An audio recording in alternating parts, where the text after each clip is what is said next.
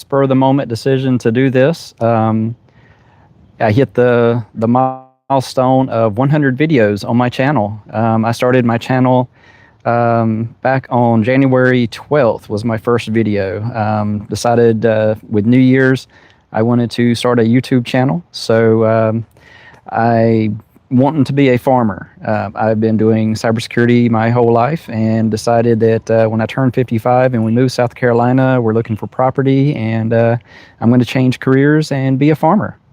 So I'm excited about the process, but I need to learn a lot of skills. So I decided that as I'm learning those skills, I would start a YouTube channel, and I will share my journey of learning those skills. So that's the evergreen growth journey. It's me learning skills. It's me sharing that process. Not an expert on any of this, but learning and just kind of sharing the experiences, the mistakes, the lessons learned along the way. So I think I'm doing this right. I think I'm live. It looks like I've got chat started. Nobody has joined yet, but I did start a minute or so early just to make sure that everything was working. So I think I'm good. Since nobody has joined yet, I'll continue just kind of going through what I'm planning to talk about today. This morning I decided that I wanted to do something special for my 100th video. So I figured I would go ahead and post, and I would do a live stream. I wanted to do like a cook and chat kind of thing, kind of like the garden to table, and just kind of pick things out of my garden, take it inside, and cook it up and share that experience, just kind of chat with everybody as I'm doing it. And with this one, it's kind of just to celebrate the 100 videos. It's kind of a nice milestone, just getting started. And that's my long form and my shorts to get me to that point. Hey, thanks for joining. I was just going through what this is going to be about. I started a little bit early just to make sure that everything was working. Haven't done a live stream like this before, where I'm trying to actually start in the garden and then go inside and cook what I gather from the garden. I have already kind of gathered some of the stuff I'm going to be cooking for tonight, but I can give you a little tour of the garden, and we can start from there. So this is kind of my 100th video celebration. I started my YouTube channel back in January, and the whole point of the channel is I'm wanting to be a farmer in about 3 years. We're going to move to South Carolina, and when I retire, looking to be a farmer. I've done cybersecurity my whole career, so no farming skills. So as I learn all these skills, I thought, hey, I'll share that in a YouTube channel. And since I'm getting all these harvests from my garden now, I have to figure out how to cook it. So this one is kind of going to be a little cook and chat. I'm going to start in the garden, just kind of give you a quick tour. I've already kind of gathered what I'm going to use for tonight. Hope it goes well. Not an expert gardener, not an expert cook. This is just going to be a fun experience, me going through this process and just inviting you along for the journey. So let me give you a quick tour of the garden. So let's flip the camera around here. All right, so I'm just kind of sitting here in a chair in my garden. Hopefully the portrait is okay for everybody. I know once I move into the kitchen, this works a lot better than having.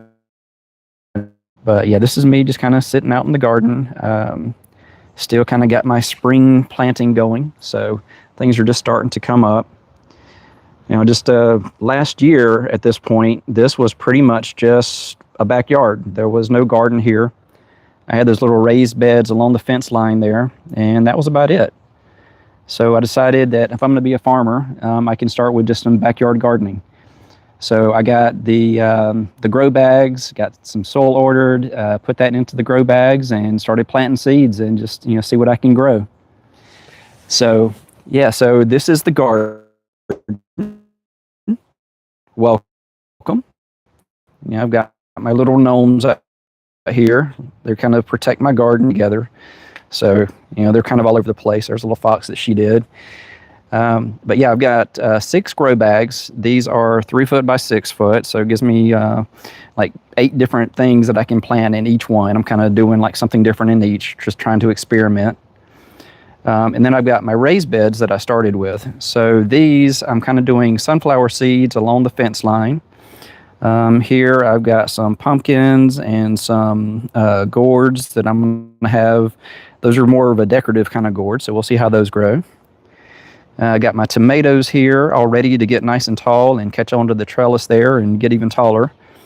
That's one of the things I'm trying to focus on this year is going vertical with my plants. So trying to give them opportunities that they can grow tall. See, I've got cantaloupe going here. This one is going to be my little Three Sisters bed. I'm wanting to try doing the corn, beans, and squash. So I'm trying to get my corn stalks going to get that, get those nice and tall, and then I can plant my corn or plant my plant my beans to start climbing up the stalks for the corn. So I've got sunflowers there. I'm going to plant some sugar cube melon and some watermelon in those.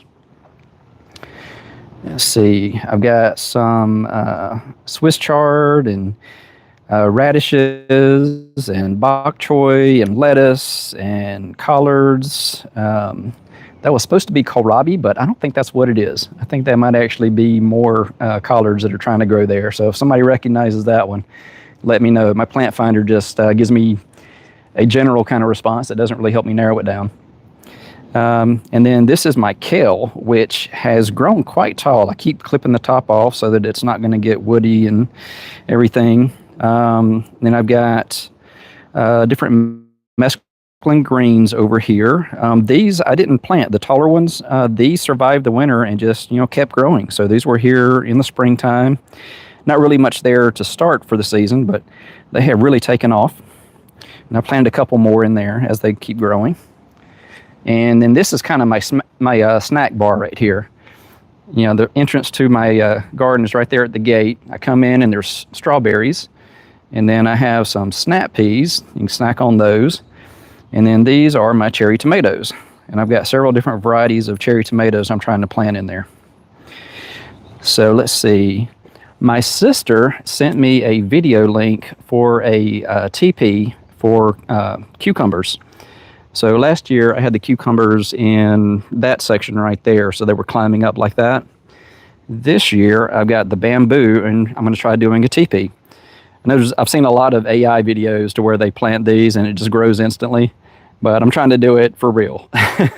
So I've got 3 different varieties of cucumber there, and as those grow and start climbing up the bamboo, then the cucumbers should just hang down from the teepee. At least that's the plan. We'll see how well it goes. I'll keep you informed. Yeah, part of doing this as well is I'm trying to get as many subscribers as I have videos now. Since I've hit 100 videos, I'm at 99 subscribers, or at least I was when I came outside. So trying to catch up number of subscribers to at least catch up with my number of videos. So if anybody hasn't subscribed, there's my little plug to please subscribe. This one here, I'm doing 2 trellises. Like I said, I'm trying to go vertical in the garden this year. So this one is going to be long beans. One of the ladies at work had some, so I gathered some of hers, kept the seeds, and I planted them. And I was really shocked when I came in here today because when I checked yesterday, there was nothing growing. I had tried to do like the little gallon jug greenhouses, and I had some that were going okay, put them in there, and they all died. So these are taking off. I mean, this is 1 day's growth because there was nothing growing yesterday. So I'm hoping those get nice and tall, start climbing the trellises, and I have some nice long beans coming down. This other trellis, this is going to be loofah.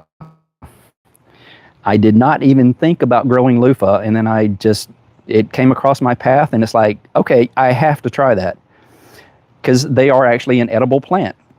You think of it as the plant that you scrub yourself with in the shower, but it's actually an edible plant. So I'm going to grow some to cook and some to, let them get big and dry out, and we'll see how that goes.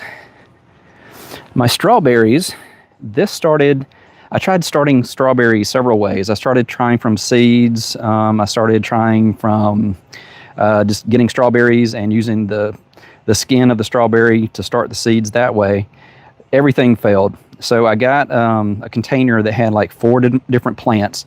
I put one into each of these sections of the grow bags, and they just thrived. I don't know what I did right, but oh my goodness, I've got so many strawberries now. So they do the runners. So 1 plant turns into 2 plants, turns into 4 plants, and it just keeps multiplying. So if you look in here, I mean, there's so many strawberries. I mean, I picked a bunch of them earlier today, so there shouldn't be too many red ones left. There's some growing there, but yeah, just lots of strawberries. And they're getting good now. The first couple of ones of the season were a little bitter, but oh, they're so good now. Love my strawberries. Let's see, and then this is my beans and my squash. My three sisters wasn't ready for me to do the squash there, so I've got some straight neck squash. I got lima beans, pinto beans, bush beans, blue lake beans. I think that's a stringless pod. So just trying lots of different varieties. Oh, I see somebody subbed. Awesome, thank you. So I must have hit 100 at this point. Oh, fantastic. Now I'm gonna keep going. This will probably go for several hours because if I'm cooking collards, the recipe actually calls for about 3 hours of letting them simmer. So I don't expect anybody to watch the whole thing, but I figured I would just do a nice long live stream. People can join, come back later, people can join any point and just kind of watch the progress.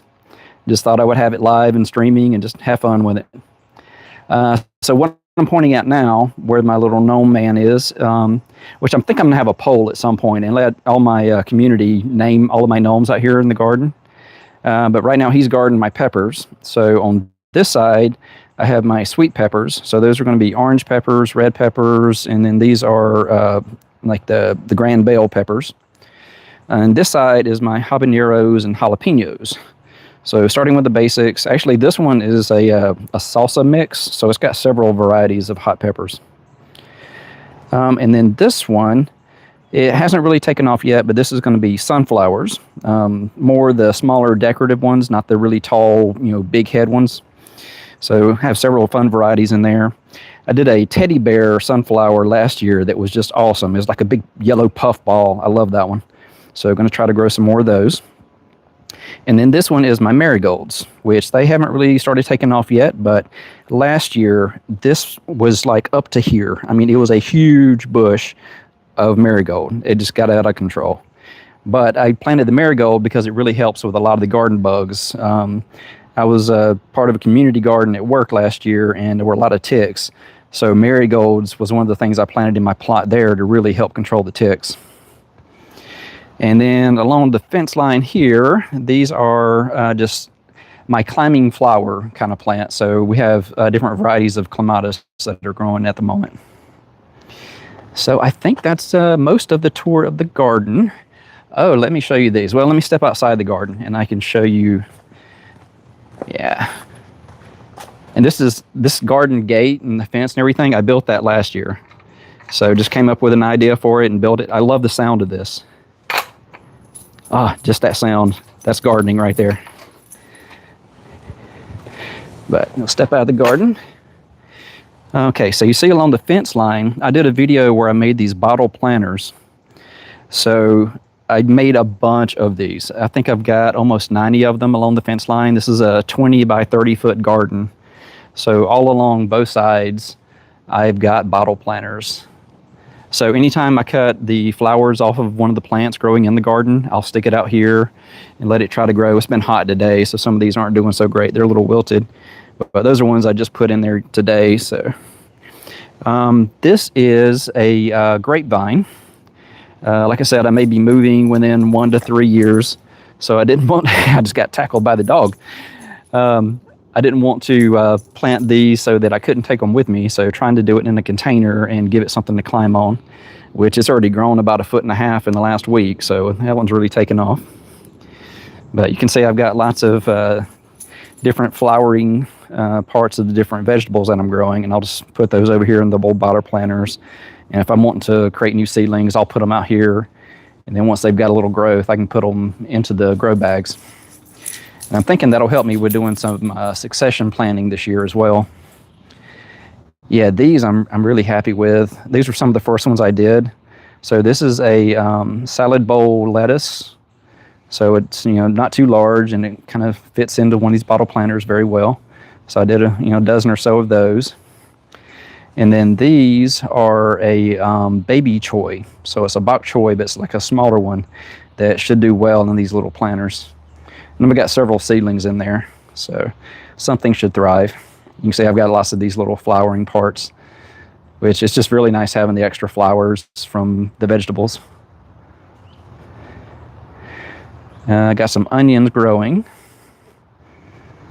And yeah, just more flowering and just, expanding as I go. And then I guess since I'm doing the whole garden tour, this is my compost bins, which I've got several videos where I've spent a lot of time lately with the compost bins. So, yeah, I need to mix those up some more. But yeah, those have settled down. And I've also got some vermiculture, some vermicomposting with the worms that I've started. And that's where I've picked up some of my best subscribers, and it's kind of become a big part of the channel lately. I do have a Worm Factory 360 ordered that I've been waiting about 6 weeks for, and it should be arriving this Wednesday. So I finally get to put them into a good home. Yeah, this is my extra compost bin that I did a video for this one as well. Just I got the idea that, hey, I wanted to make another compost bin for I got the 2 dogs in the backyard and didn't want to put that in with my, actual stuff going into the garden. So I've got one area where I just have extra storage for my completed compost and another one for just kind of the compost that's not going to go into the garden. So that's my messy kind of stuff. So trying to reuse everything I can in the yard. All right, so that's the backyard. We'll make it inside to where it can actually cook at some point. All right, and this is Loki. He is going to be my farm dog one day. And that's Willow. She's more of an indoor dog. She tends to start scratching at the door within minutes of me being outside with her. So this is my little gardening studio kind of area where I've been filming a lot of different videos. I just did one that was some fun garden projects. So I was sitting out here on the deck. I've spent this weekend, and actually a big part of today, so I'm not as prepared for doing the cooking because I was still out here pressure washing this today. So yeah, it's much cleaner than it was, but it means I didn't have a whole lot of prep time for doing this live stream as a cooking live stream. And then, like I said, trying to do some container plants for things that I can take with me to South Carolina when I move. So we got some blueberries, some limes, we got lemons over here. My wife wanted a lemon tree. This is going to be flowers, but mostly right now it's just random things that have stayed in there from last year. And then this is all my herbs. I have tried growing herbs from seed, and that has failed every time. But these, we purchased those. My daughter helped me plant these, and got some nice little labels from my mother-in-law last Christmas. That was her way of supporting me becoming a farmer, so it was really nice.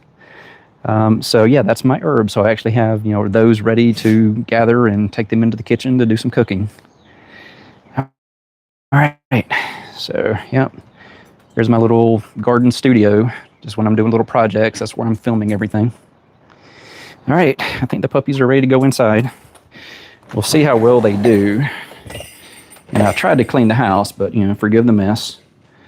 This was kind of a last-minute decision. Come on in, Lucky. To do a live stream. So, hey, pups. Yep. So I got the house clean as I could, but it's, a lived-in house. Let's see what we got here. Trying to put this on the stand so I can flip it back around. Hey, there I am again. Whew. Yeah, and it's like 85 degrees today outside. The flannel's kind of become like my look on the channel, but it's getting warm summertime now, so not as convenient. Oh, look at there, 100 subs. Awesome. And let me check my channel just to make sure everything looks like it's going good. Let's see, I guess that one is it. And live and 4 people watching. We'll see if that loads. All right. There we go. Awesome. All right, so it's actually working. Wasn't sure if I had this technically figured out for this to work or not. So, okay, so I'm in the kitchen, and my goal for today, let me see if I can get the camera pointed so you can see everything here, is I was wanting to try some recipes. I did a live stream a couple of weeks ago, and that one I had gathered some collards and some kale from the garden. And as you can see from the tour, that's mostly what I've been able to grow so far that's at a point where I could cook it. So this is, well, raised up there so it's not hidden by the chat on my screen. This is a book by Stephen Colbert where he made it like back during the pandemic. Him and his wife and his kids, they came up with all these different recipes. I'm actually from South Carolina. My wife is from the Charleston area where they live. So just that special connection from South Carolina. Since his show is ending, I thought it was kind of appropriate to actually open up that cookbook that I purchased over a year ago and use that as the recipes for today's little adventure. So hopefully it goes well. Like I said, I haven't really prepared. This is all kind of spur of the moment. My wife went out and got some ingredients. I gave her the recipes and she went out, and hopefully I have everything I need. We'll see how that goes. Yeah, there were recipes in here for collard greens and a couple of other things that kind of go along well with that. So I've got an arugula pine nut salad that I'm going to try to make, which is really simple. I had some arugula out there. I've got the collards recipe. So try to do some collard greens, which that recipe takes about 3 hours, like I said, for it to simmer to do it properly. So this may be a live stream, or I may end up just, we have to go ahead and cut it at some point. But the goal is to make collards and just keep a live stream going for that whole time. Last time when I made collards, I was really wanting some cornbread to go with it. So I was going to try to make some cornbread. So I got materials for that. And then I've got some strawberries from the garden. So I was just going to make some kind of little dessert from that while I'm, passing the time waiting for the collards to be ready. Now, looking at the chat, I don't see that there's been much chat, or I'm not seeing it right. Just making sure I'm technically doing the right things here. All right, appreciate the positive comments there. Awesome job. Keep it up. That's awesome. All right, fantastic. Thank you. All right, so, oh man, I see the thumbs up just showed up on my screen there. So I can kind of see about how long the delay is. Let me see if I can get the chat on my screen so it's a little bit easier for me to follow it, because the phone screen's a little small. See, I see the chat, but I can't get it to scroll. Oh well, we'll just go by the phone. All right, so let's get started. And this, again, not a cook. This may be a complete failure. We'll give it a shot. So the collard greens, and I'll get into the story once we get that started, because that's going to take a little bit. So let's see. This one makes about 8 cups, but I'm probably going to have to modify this because I don't think I have as much collard greens as they're calling for.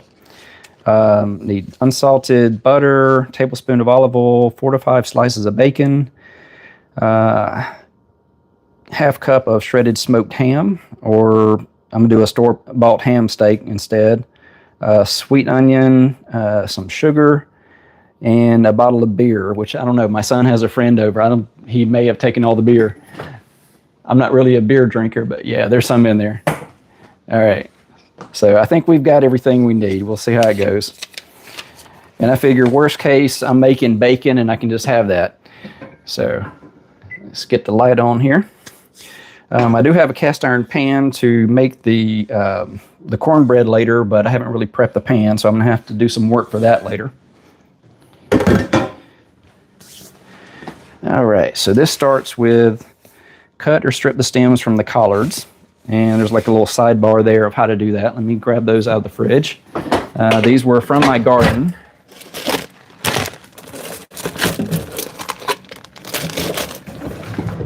There we go. All right. Yeah, hopefully I'm not off camera too much to make that inconvenient. But I've got a lot of kale, but I've also got some collards here. So these are the ones that I collected from the garden yesterday.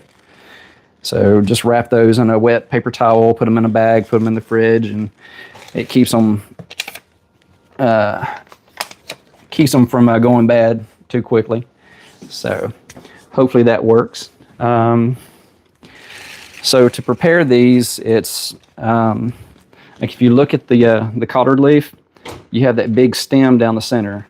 So the suggestion in there is just kind of do like an OK, and then just kind of work your way down, just separate it from that main stem. You don't have to cut it with a knife. It's pretty easy. Just separate that out. And there we go. Now we've got the collards ready for me to start cooking those in a little bit. And what I'm doing is I have a compost bin that I'm collecting things, scraps from the kitchen, and that's either going to my compost bins outside or it's going into my vermicomposting. So the worms will get some of this as well. All right, so spend a few minutes and I can just work my way through the collards. Since I'm not sure if I'm going to actually keep the live stream going for the entire cooking process, I want to go ahead and share, I guess, the story of why that book has a meaning to me, the Stephen Colbert, Does This Taste Funny cookbook.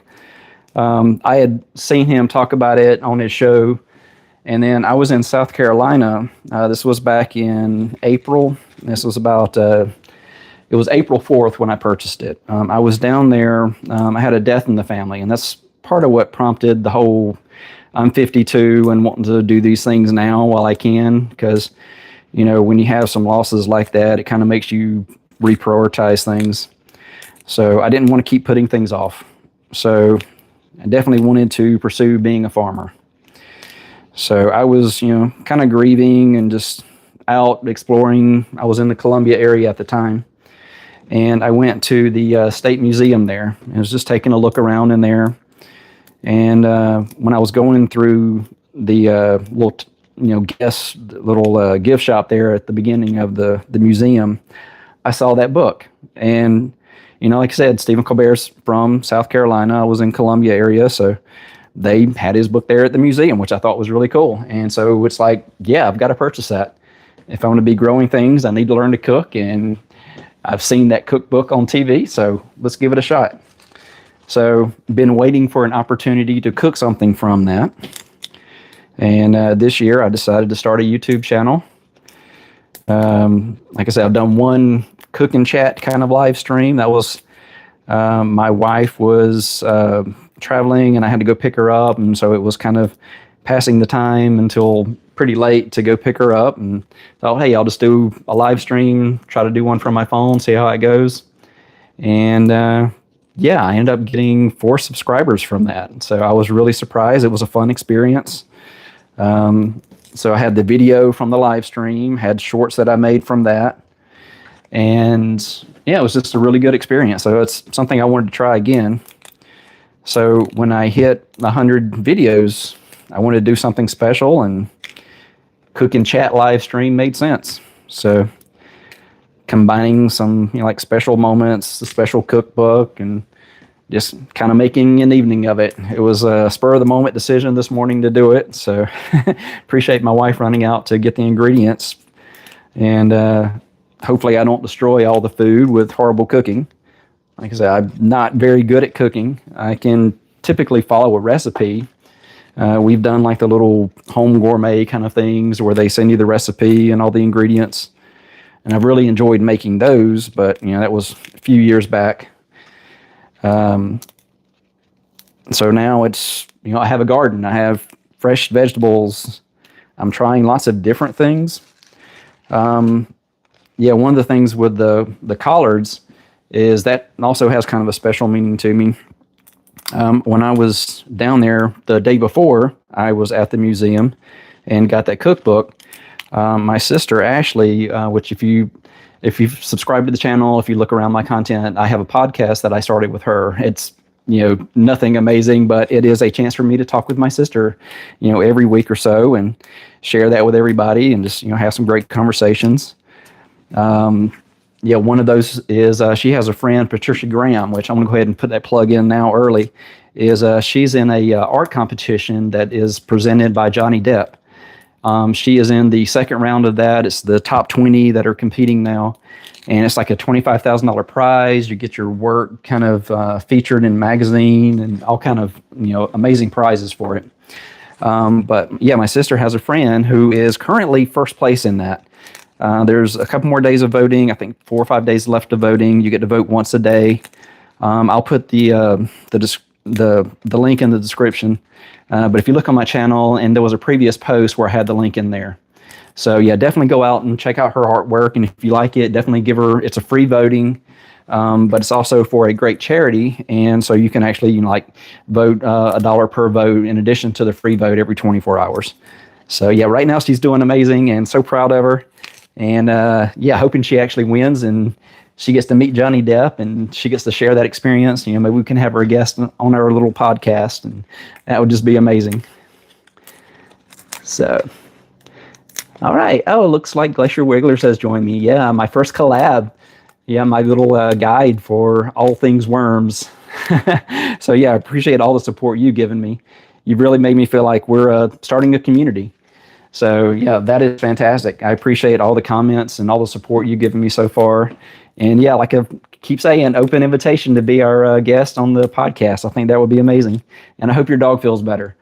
Yeah, she sent me a message that her dog, she's like really low to the ground and she's sneezing and she's like hurting her nose when she sneezes. And it's like so sad. So she's looking after her little pup and recovering, and everything's going good. But yeah, it's just a sweet story. And she sent me a nice picture of her dog earlier today. So, all right. So we have our collards here, at least off of the stems. So our first step is done. Cut or strip the stem from the collards. Cut the leaves into strips about 1.5 inches wide. Wash the collards thoroughly to remove all dirt. This is best done in a sink full of cool water. Drain them well. So I've already rinsed them off before I put them into the fridge. But we will go ahead and select a knife here from the little cutting block. There we go. And we'll cut those into smaller pieces. Get those ready to be cooked up here.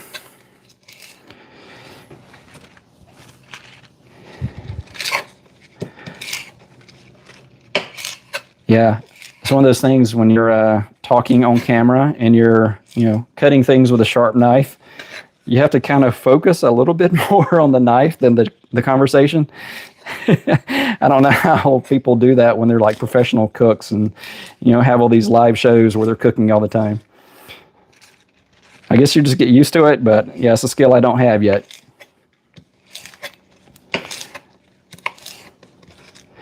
And unfortunately, the way I've got this set up, put that over there. Let me get a bowl or something real quick for that.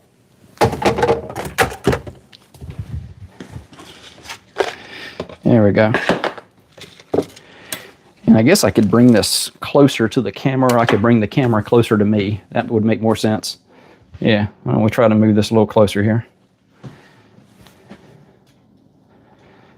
All right. Yes, that's the problem doing a live stream where I'm my own cameraman as well, and I'm trying to cook and read chat. This is a lot for all at once, so this is going to take some practice. I see the comment from Glacier Wigglers there. Yeah, hopefully we get the infection gone. Yeah, yeah, I feel bad for him too. That's just getting a bloody nose because you're that close to the ground and you sneeze and you bonk your knife on the floor. Oh, it's funny, but it's sad. Oh. All right, so let me continue slicing these up so that we can eventually start cooking. Yeah, this may just be me talking for a while and we reach a good point and I'll just, keep going. And I don't know. I'm not sure if people are going to keep watching for this long of a recipe. I wouldn't expect anybody to, but I'm going to have fun with it, and you're welcome to join me for as long as you want to stay. Subscribe and watch it when it's a video when it comes out later. And I've got a lot of content coming out. I've filmed a lot of things, but with so many projects, and it's just hard to get everything edited out there, get everything scheduled. I've had so much that it's been stuff going out pretty much every day for the last week or so. Don't know if that's a good thing. I may be doing more quantity over quality, but my channel's so new at this point. I don't know, the quantity's probably not a bad thing. I'm learning a lot of skills with each video, trying to improve with each one, getting used to talking on camera, learning how to do a live stream. So just lots of fun YouTuber skills that, last year I never would have thought I would be doing this. My wife's upstairs. She's probably not going to come on camera. She's going to hide away. I have yet to get her to be on camera, so maybe someday. Like I said, my sister, I have a podcast with her. One of the advice when you're starting a YouTube channel is your friends and family are probably not your target audience. So if you have them all subscribe to your channel, it's great, you have subscribers, but they're probably not going to view things. If they do, they might watch a couple of seconds, think, hey, that's cool, he's got a YouTube video, and they just won't click. So the algorithm learns the wrong thing, and it takes longer for your channel to grow. So for the longest time, for the first month or so, I didn't tell family anything about my channel. In fact, it was at the point where I was having some transition going on with my job. So I was talking with my sister about that and went ahead and shared about my channel. I think my mom is the first one that I officially told outside of my household. My wife kind of mentioned that I had started an LLC because, like I said, I'm wanting to be a farmer. So I went ahead, and the Evergreen Growth Journey, I wanted to go ahead and, start a business with that name as well. So right now it's mostly just the YouTube, but once I move to South Carolina and start becoming a farmer, it will be kind of the whole business, the marketing, the garden to table, all the stuff I'm doing with the agriculture will fall under the same umbrella for the Evergreen Growth Journey. All the different animals I'm planning to have and just all the fun stuff.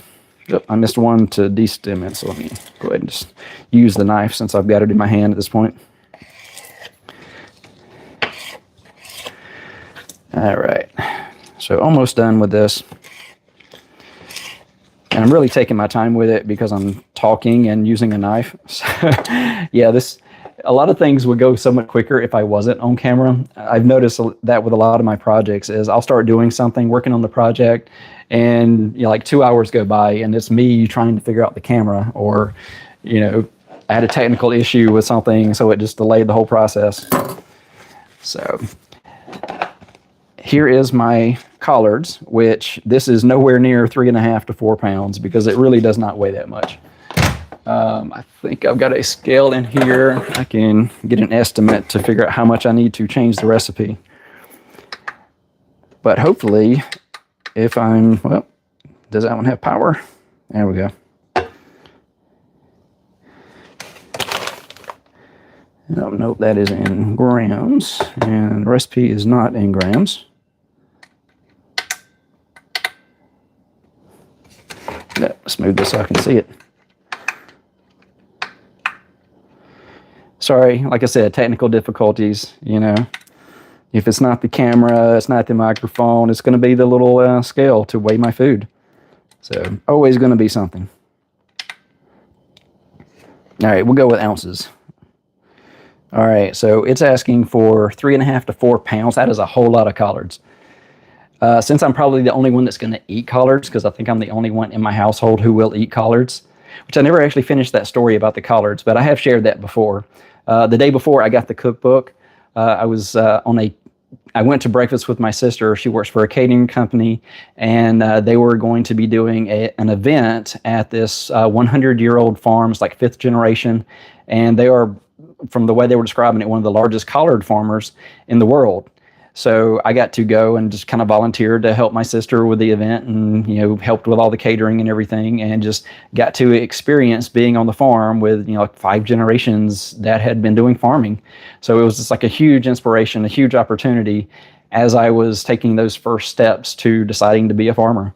So yeah, it meant a lot to me.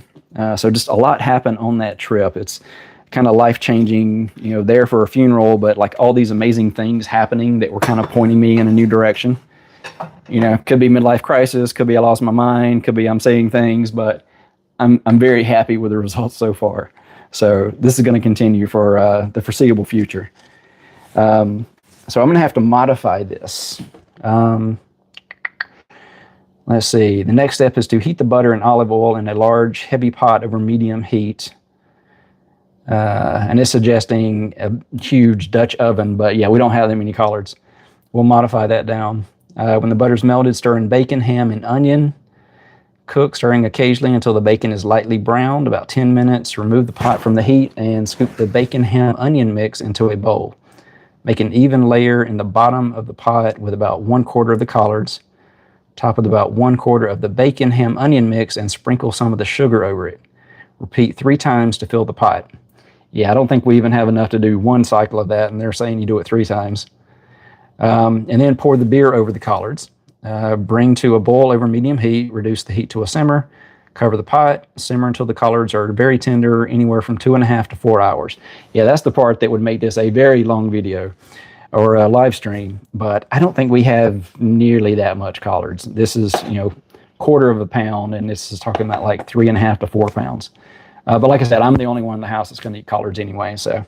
I'm not quite sure how to help you with that. And we have an Alexa in here that thought I was talking to it at some point there. All right, so let's modify this recipe. We will figure out some way to make this work for the small scale that I'm doing. I still like the idea of doing it from there, but we'll modify it into something that's for one person. All right, let's see if we can get this on showing the pan a little bit. All right, we'll keep scooting back until this kind of works. All right. That'll do. All right, let's go ahead and heat up the pan. Well, like I said, high aspirations of doing a live stream where I'm cooking and sharing this whole adventure with everybody and the process I'm going through learning this. So far, I don't think it's going that well. So any positive comments to let me know. Yeah, I feel like I'm failing already.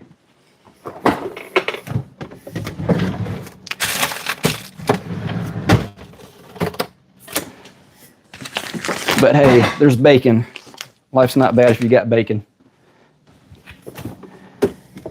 Let's see what else we got in here that I'm going to need. Let's see, there's the butter.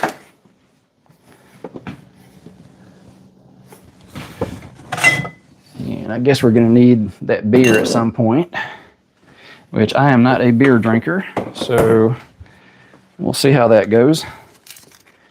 Okay, so it's saying heat the butter and olive oil in a large, heavy pot, but we're just going to go with a skillet because that's more the scale of what we're cooking.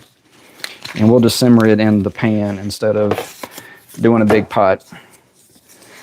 Let's see, and they are going for a tablespoon of unsalted butter. Doesn't seem like much for as much as we're doing, but we'll just we'll go with a little olive oil and a little butter in the pan and use that to start things. So this is going to be an improvised recipe, but based on this fantastic book, which I'm sure that I'm not doing these recipes like, yeah, nowhere close to how they should be, but inspired by.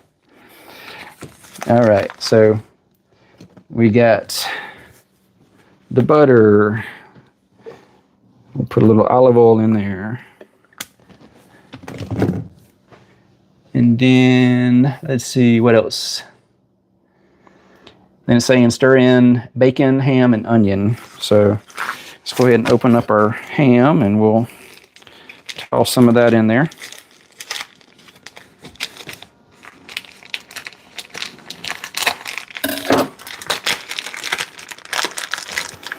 And let's see.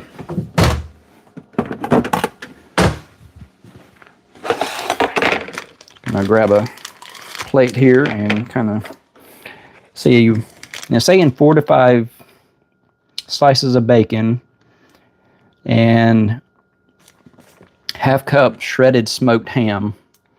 So I'm just going to cube up some of this ham steak, and we'll go with that for our ham for this one.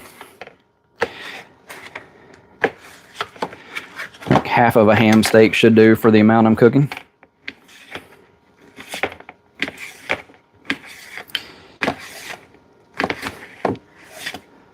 All right, sounds like the oil and the butter is getting warmed up. I can hear it starting to sizzle.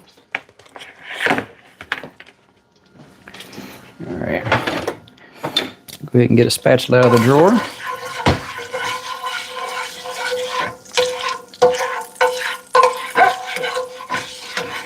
All right, and then we will add in our ham.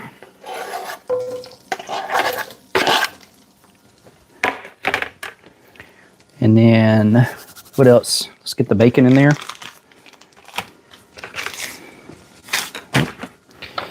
And let's just go with scissors for this one, make this easier.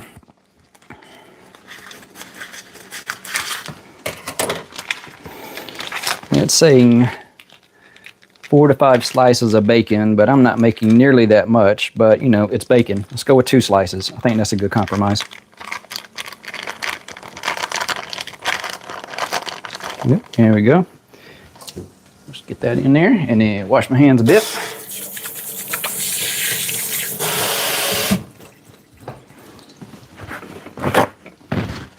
All right.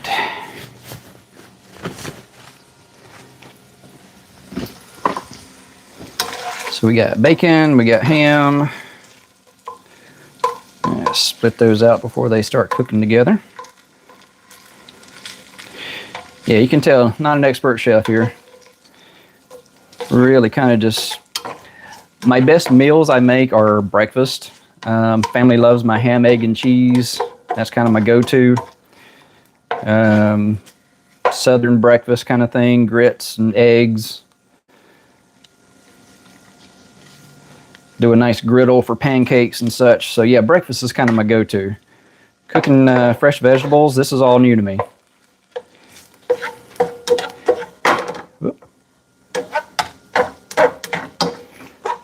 All right. Yeah, appreciate the views, and I got that 1 sub, so I've hit 100 subs. So that was the goal for the night. Anything else is bonus. Yeah, how was the sound? I don't really have the sound where I can hear it, and I've got the video upright because that seems to work best for cooking here.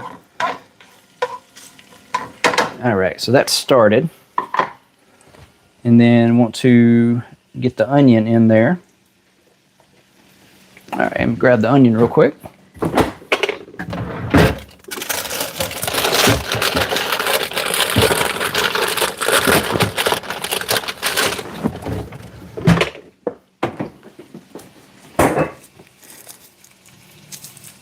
Yeah, and they're doing 1 sweet onion for the entire thing. So I'm thinking maybe like 1/3 of an onion would be more than enough. So I'll go with about that much. It's more just getting some of that flavor in there.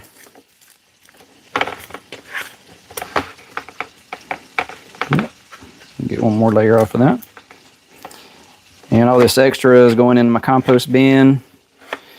Yeah, I don't know if you had joined yet, but yeah, my Worm Factory 360s is supposed to be here this week, so looking forward to filming myself, kind of going through the process of getting them into a more permanent home. They're still in that little plastic bin I put them in when they arrived. All right, and then we'll add a little onion. And rinse my hands again.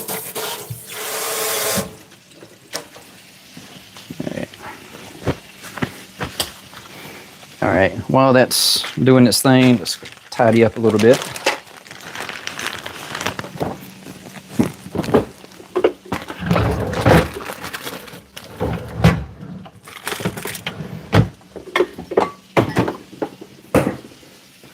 All right, back on camera there.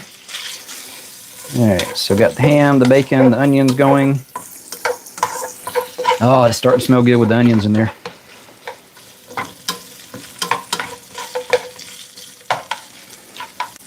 And I think the ham's going to be more just to add some flavor. It's going to let the collards kind of soak in some of that grease and get some of that bacon flavor in there.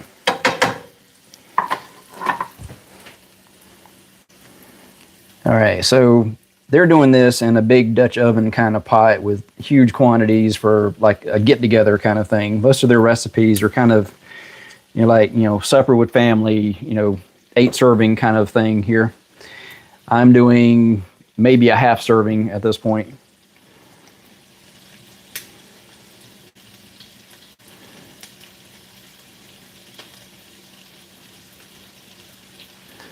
Sorry, I'm reading a little bit here. Make an even layer in the bottom of the pot with about 1/4 of the collards. So I'm thinking once this is kind of simmered for a little bit more, or it's kind of cooked there and got some more of the grease coming out of the bacon, let the onions kind of get heated up a little bit, and I'll add in my collards, and we'll just cook it here in the pan.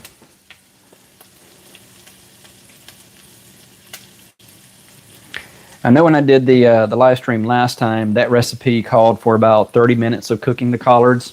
So I'll probably go about that long with this attempt.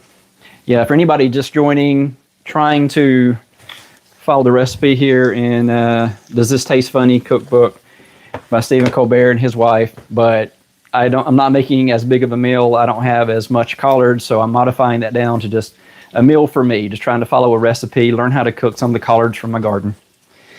So we've got the collards ready. So let's go ahead and add those in here. Wow, that looks like much more when you put it in the pan. But yeah, I did weigh it, so weight-wise, it's not that much. Yeah, I'm trying to picture 3.5 to 4 pounds of collard greens. That would require a Dutch oven. That would be a lot of collard greens. I'd never really ate collard greens until the last year or so. Actually, at that event was the first time I really ate collard greens and enjoyed it my whole life. You know, it's one of those like New Year's kind of things that, you know, people will do, like, you know, rice and beans on New Year's Day, and they'll do the collard greens for good luck and, you know, money, you know, financial gain during the year kind of thing. So it's like one of those, you know, superstition kind of foods to eat on a special occasion. But yeah, never ate collard greens. I remember my granny cooking collard greens when I was a kid, and yeah, it was one of those things you kind of push to the edge of your plate and get away with not eating it. But for now, I'm learning how, and I've loved them every time I've tried them recently. So from their directions, you're pouring the beer over the collards, and then you're bringing it to a boil over medium heat. You reduce it to a simmer, and you cover it, and that's where they're cooking it for 2.5 to 4 hours. I'm thinking for the amount I'm cooking, it's probably more like 30 minutes. And is this one that I need something to open that? Like I said, I'm not a beer drinker. That's sad, I don't even know how to open beer. Yeah, I was in the Air Force, and I never drank beer. The only time I've ever really had beer is I had one job where I was going over to Germany like once a year to help with some assessments. And when in Germany, you got to drink beer, right? So that's the only place I've really had beer. There's I can't remember what the brand is, but there's a nice big like American factory for a German company over here, just like 5 miles down the road for me. And they have a nice beer garden and some local brewery kind of stuff in there. And I've had beer there for a couple of going-aways from work, but yeah, just not a beer drinker. But we will see how it goes as something to cook with. We just need to add some liquid in there and let that simmer. It wasn't specific as to how much beer to add, but I figure I'm going to have it simmering. I might as well add the whole thing, right? Yeah, in the directions, what does it say? Yeah, from theirs it was 1 12-ounce bottle or can of beer, or more if needed. So we'll go with the whole thing. For the amount that I'm cooking, and if I'm going to get it up to a boil and let it simmer for half an hour or so, then yeah, that's probably about the amount that's going to burn off in that time. So I don't think that's too much. Yeah, I'm trying to imagine one beer being enough for 3.5 to 4 pounds of collard greens. All right, well, let's give you a better look if I can here. Yeah, so, well, yeah, this is weird doing the camera on a tripod so that you can see into there. But yeah, letting that heat up until it gets to a boil, and then I will cut it back to a simmer, and then cover it, and we'll just let it sit there, and we'll move on to the next recipe. I'm planning to do, yeah, if you've joined since I got started, I was planning on doing cornbread, the collard greens. I considered doing some, excuse me, I had some more kale. So I was thinking about doing some more kale and doing like kale chips. Haven't done that yet, but that might be a future live stream, and hopefully one with better planning and, you know, everything going smoother. All right, so let's see, what else do we need here? I'm going to turn that up just a little bit so it gets to a boil quicker. And while it's doing that, let me see if I can find a good lid for that. This isn't the lid for it, but for the amount I've got in there, that will work. So we'll set that over to the side, have that ready. Let's see if there's any chat there. Yeah, it smells really good. It's not a really strong beer. It's one that my son had got, so this is the beer that's going in there. Not familiar with beer, but yeah, that's the one that went in there. Yeah, cornbread would be a nice touch. Yeah, last time I made collards, I was really wishing I had some cornbread to go with it. It was missing something. Yeah, collards is one of those things that you don't necessarily want to try just because the texture, the look, the smell, something when you're a little kid. It's easy to say no, turn your nose up to it, but as you get older, your tastes change, you're more willing to try new stuff. I was the same with mushrooms. I hated mushrooms as a kid. My daughter hates mushrooms. She's 21 now, still will not eat mushrooms. Thank you. Audio, video, perfect. Appreciate that. Meal looks and sounds yummy. Sizzling in the pan. Thank you. Yeah, this is just going to be a chill live stream. I mean, I'm not the type of YouTuber that's yelling and screaming and all that. I'm 52. That's not really my style. Yeah, I keep getting like all the little suggestions from vidIQ and the tool I'm using. Kind of lean into that 52. That's your superpower. I'm starting YouTube, midlife crisis, changing careers, getting close to retirement, wanting to be a farmer. I can push the 52 thing, but it's really just me being me, having fun, learning stuff, sharing the journey, and just inviting people to come along with me. So this is getting a nice boil going. So let's see, can you still see that okay? It's kind of hidden for me since I'm using the phone as my camera and the text. The chat kind of hides the bottom, third of my screen. So I can see the pan, but it's hidden behind the chat. All right, we'll let that go for just a little bit longer before I turn it down. And let it get up to a nice boil first.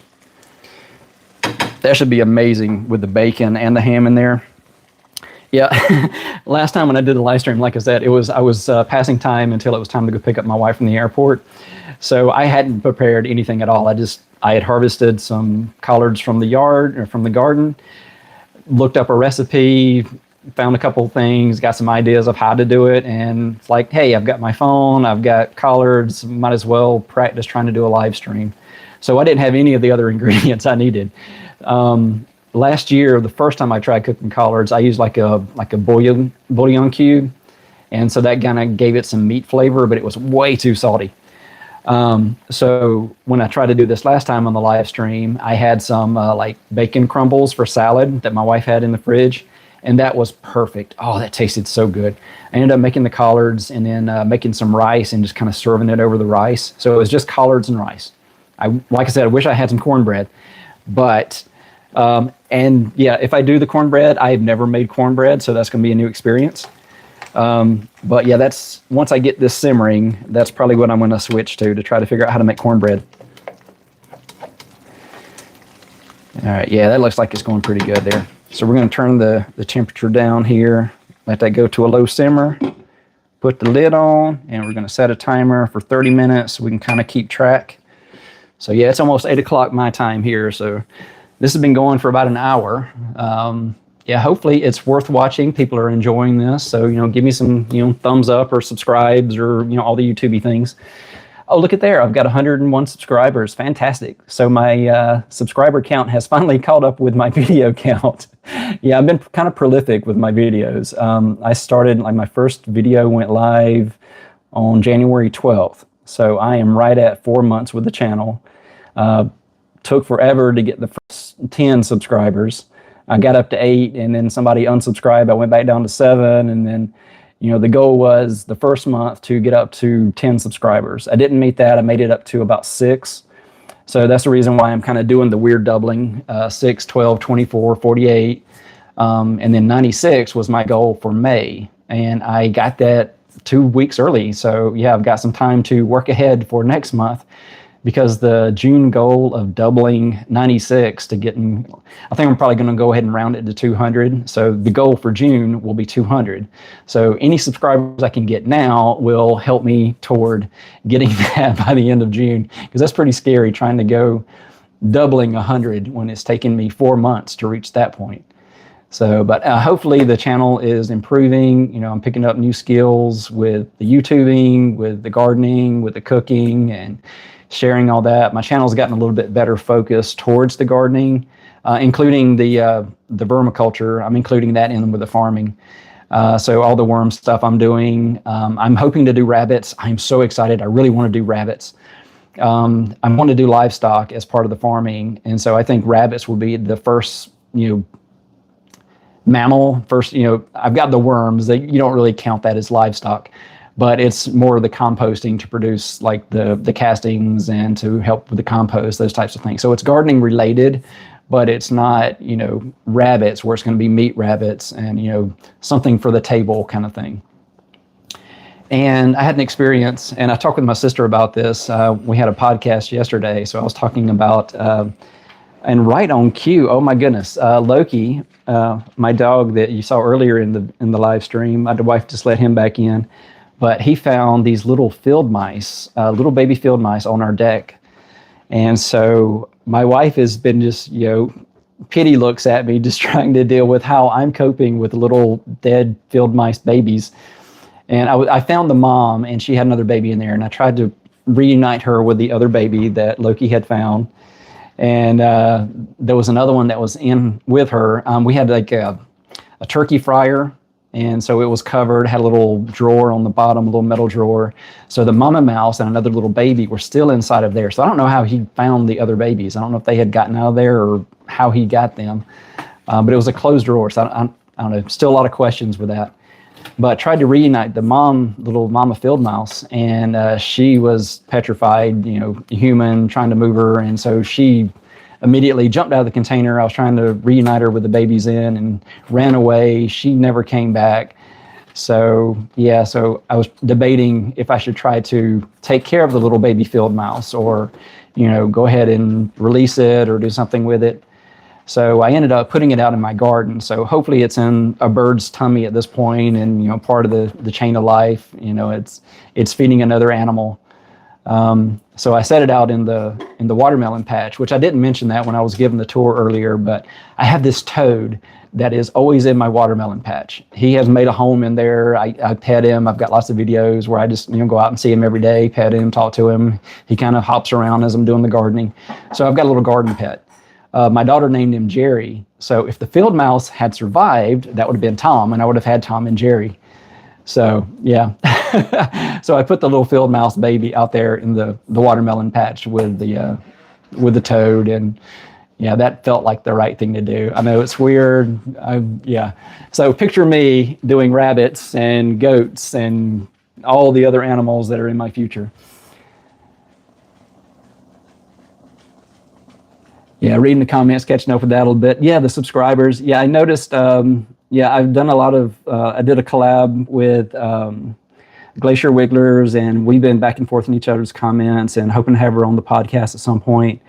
But I noticed I was watching hers, and she got up to around 25 or 20 or so, and then she lost a subscriber, and then it started going back up. So yeah, you do lose some occasionally.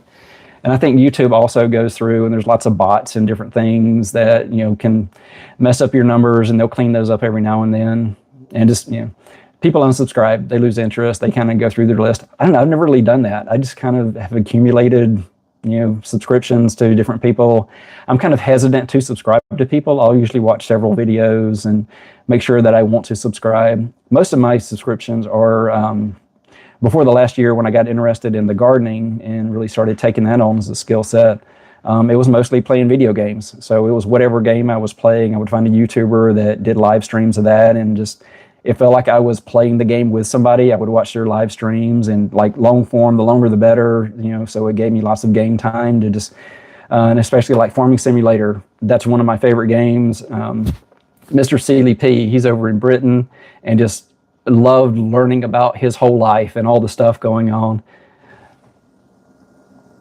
Yeah, Tom and Jerry.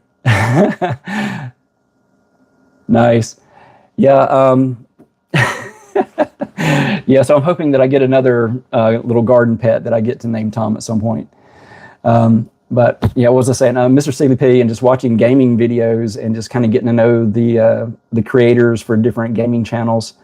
So my personal channel, as I started making this one into a farming evergreen growth journey, it's all the stuff I'm learning for agriculture and just life skills and, trying new things midlife and just trying to learn new things the rest of my life. So I don't get, sedentary and, retirement doesn't mean end of life. That means just transitioning to something else. So I'm in a position where I'm actually hopefully going to be able to retire at 55 in less than 3 years, counting down the days. So I'm just over 900 days at this point.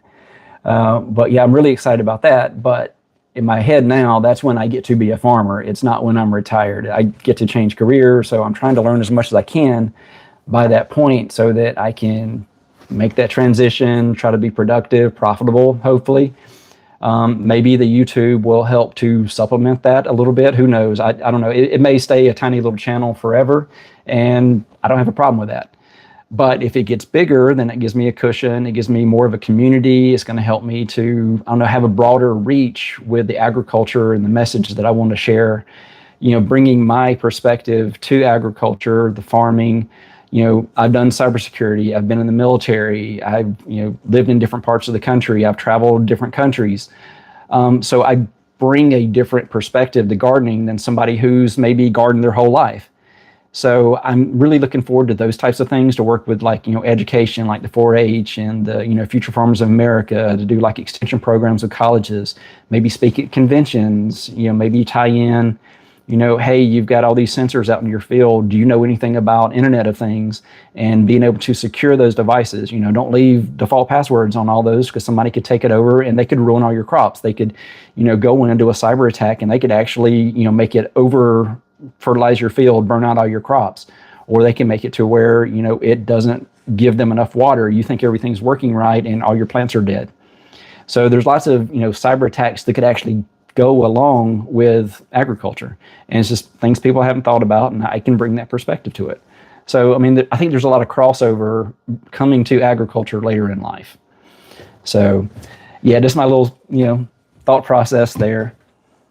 Yeah, I really wish that the chat was larger and closer to me, but let's see, what am I missing here?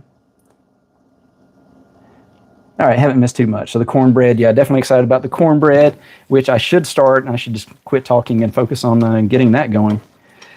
Yeah, for the cornbread, I've never made cornbread, but growing up in the South, that was, all the time, cornbread was just part of the meal. So it's something I need to learn how to make. It's kind of sad saying at 52 that I've never made cornbread. But again, in that Stephen Colbert recipe book, that's what I'm going to try to do.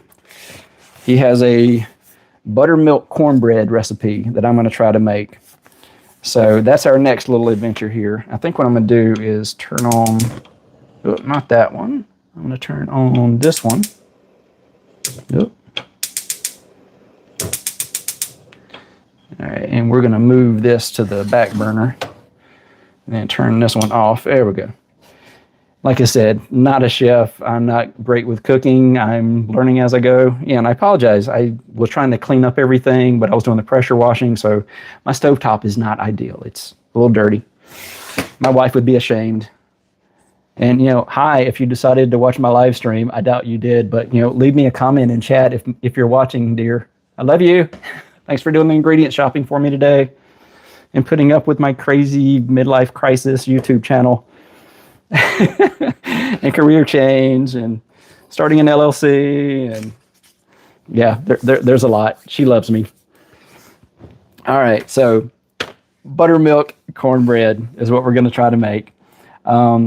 Yeah, if you haven't seen this book, this is where I'm trying to get the recipes from. Does this taste funny? It's humor all the way through. I love watching them when he has Evie on his show, and just they're the cutest couple. You can tell how much they love each other, and just their book reflects that. It's their sense of humor. You get their little interactions. It's like she calls recipes receipts because her mother was like, old Southern lady kind of thing, and she worked out of a cookbook that called it receipts, because the thinking was you have this, nice cookbook, and you're going to go into a kitchen to where you've got fire and grease and all these things. You don't want to ruin your cookbook. So you make a receipt of it. You write down the details and you take the receipt into the kitchen with you. You don't actually take your recipes. So they go back and forth about receipts and recipes through the whole book. It's really funny, and a lot of really good stories. And like I said, they're from South Carolina, they're from Charleston, South Carolina. And just the pictures and just seeing that just makes me like, homesick. So yeah, really looking forward to moving to South Carolina. I'm hoping that works out.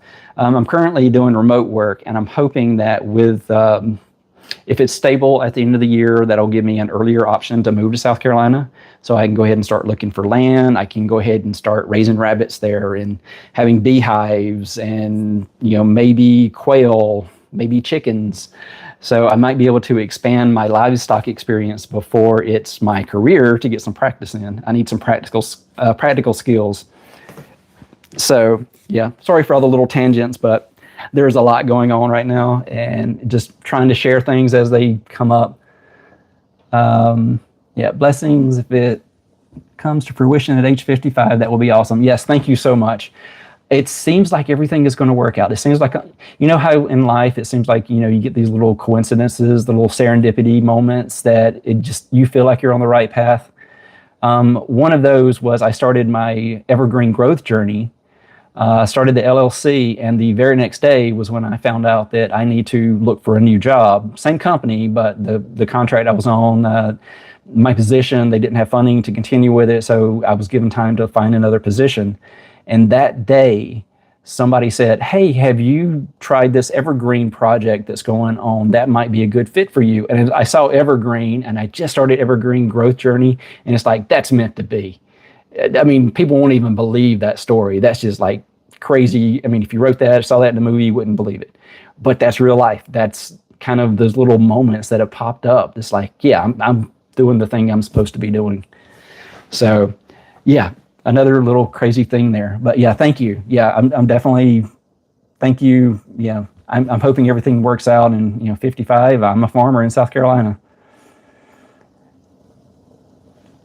Yeah, the wife and kids are blessed with a good family man. I don't know if that's towards me or somebody else, but I'll take the compliment. It may be for Stephen Colbert. All right, so let's actually look at the cornbread recipe and get started with that. So this cornbread is adapted from a receipt I found in my grandmother's receipt box. We make it in a cast iron skillet, just the way I suspect she did. The buttermilk adds the perfect amount of tangy sweetness. Yeah, which my wife, she got the ingredients today, and it took forever to find buttermilk. And she ended up finding it in like the sweeteners for coffee in that section. I would think it would be in like the milk section, but no, it was in like the creamer kind of section. So yeah, if you've experienced that, that's just like something I told her that I was going to ask in the comments. Is that normal that that the buttermilk would be with that type of stuff as opposed to the milk? It just seemed really weird.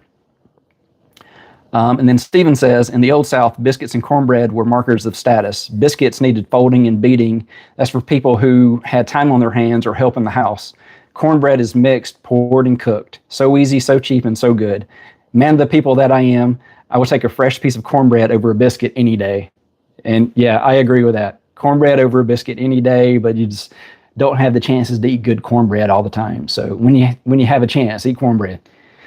All right, so this is cooking in a cast iron skillet in the oven. So I can go ahead and preheat the oven, which I've got my cast iron skillet over here, but we have not used it. We haven't taken care of it. So I got to do a little maintenance on this before we get cooking with it. But I can double check, make sure this is going to work right in the little top oven section there. Yep. So we have like the split oven where it has like the smaller part up top and then the bigger part in the bottom. But let's go ahead and check on my collards real quick. It's about halfway done cooking already. Yeah, and that beer is definitely cooking off, so I'm glad I added the whole bottle in there.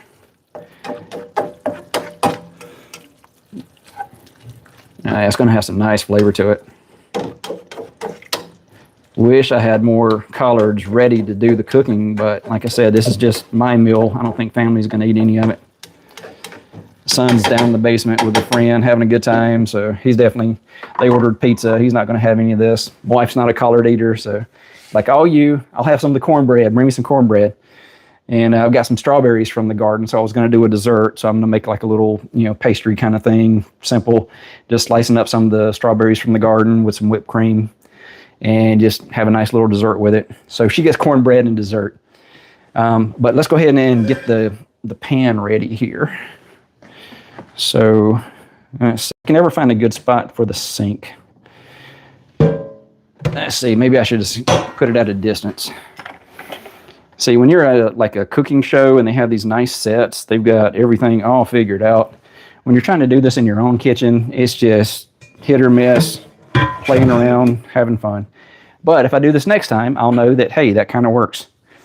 So I'm just going to rinse the pan. Hopefully that's not too loud. But let's see. Got a little steel wool there. We'll give it a little clean right here, just to make sure it's all nice and ready for me to add some oil. But yeah, the maintenance for the cast iron skillet, because I did a little research on that before the live stream. That's about the only thing I researched really, other than finding the recipes. And getting my wife to graciously go out and get ingredients on a Sunday around noon when the grocery store was crazy. But let's move you back over here. All right, there we go. All right, still at 101 subscribers. So if anybody's watching and haven't subscribed, you got to do the YouTube thing and beg for subscriptions. Thanks for the views. And yeah, definitely appreciate people joining along and having fun with me. What are those big old machines on the bench by the sink? I've got a Keurig coffee maker that's sitting on top of a couple of little Keurig pods, which, yeah, let me show you that while I'm thinking about it. Yeah, since I'm doing the composting, a lot of people have problems with people that use, Keurig pods because, it's wasting, it's filling the landfills, it's a little bit of coffee grounds. But what I do is I keep all of these, and I've got this, repurposed gallon jug, and I just toss them in here, and then I'll go through and I'll open all these and collect all the coffee grounds, and then that goes into my compost bins. And now that I've got the worms and I'm doing the vermiculture, you can also add some of the coffee grounds in with the worms. So once I get my nice big bin, I'll put some in there, but right now they're in kind of a small bin, so I didn't want to overdo with lots of different things, so I've been kind of keeping it simple. But yeah, I've got like a whole jug here. I've got containers full of coffee grounds. Not a huge coffee drinker, but it does add up. And this is my way of reducing landfill waste. And another thing I've also found is these little cups are fantastic for doing little seedlings and little different garden projects. So I hang on to these. I mean, I repurpose everything I can right now. Yeah, not sure if that's what you were asking about, but yeah. Worms go crazy on coffee grounds. Nice. Yeah. I don't know, does the caffeine affect worms? I don't know. I think of it as, nutrients in the soil, but do the worms actually get like a, a little coffee buzz going?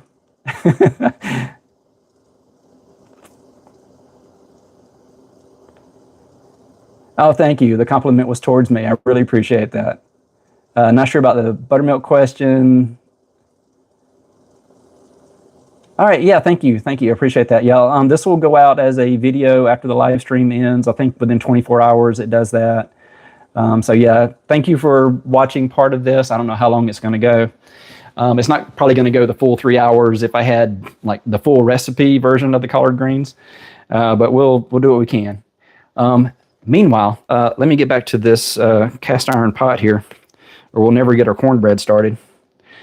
So you're supposed to, kind of clean it with, use like a little steel wool pad. Cleaned up real good, get everything off of there. You don't want to really get soap in your cast iron pans because it'll kind of sink into the metal. So just plain water is the best way to do it. And then you need to get some, let's see, and I'll just grab a little paper towel. So you want to work in some cooking oil in there. So I'm just using some extra virgin olive oil, just kind of coating the pan. And then what it says to do to kind of prepare your skillet is you just put it over some heat, which, let's turn that on, get that heating up, and just kind of let it melt off or burn off that oil a little bit, and then it's all ready to go. So while it's doing that, let me toss this. Be right back.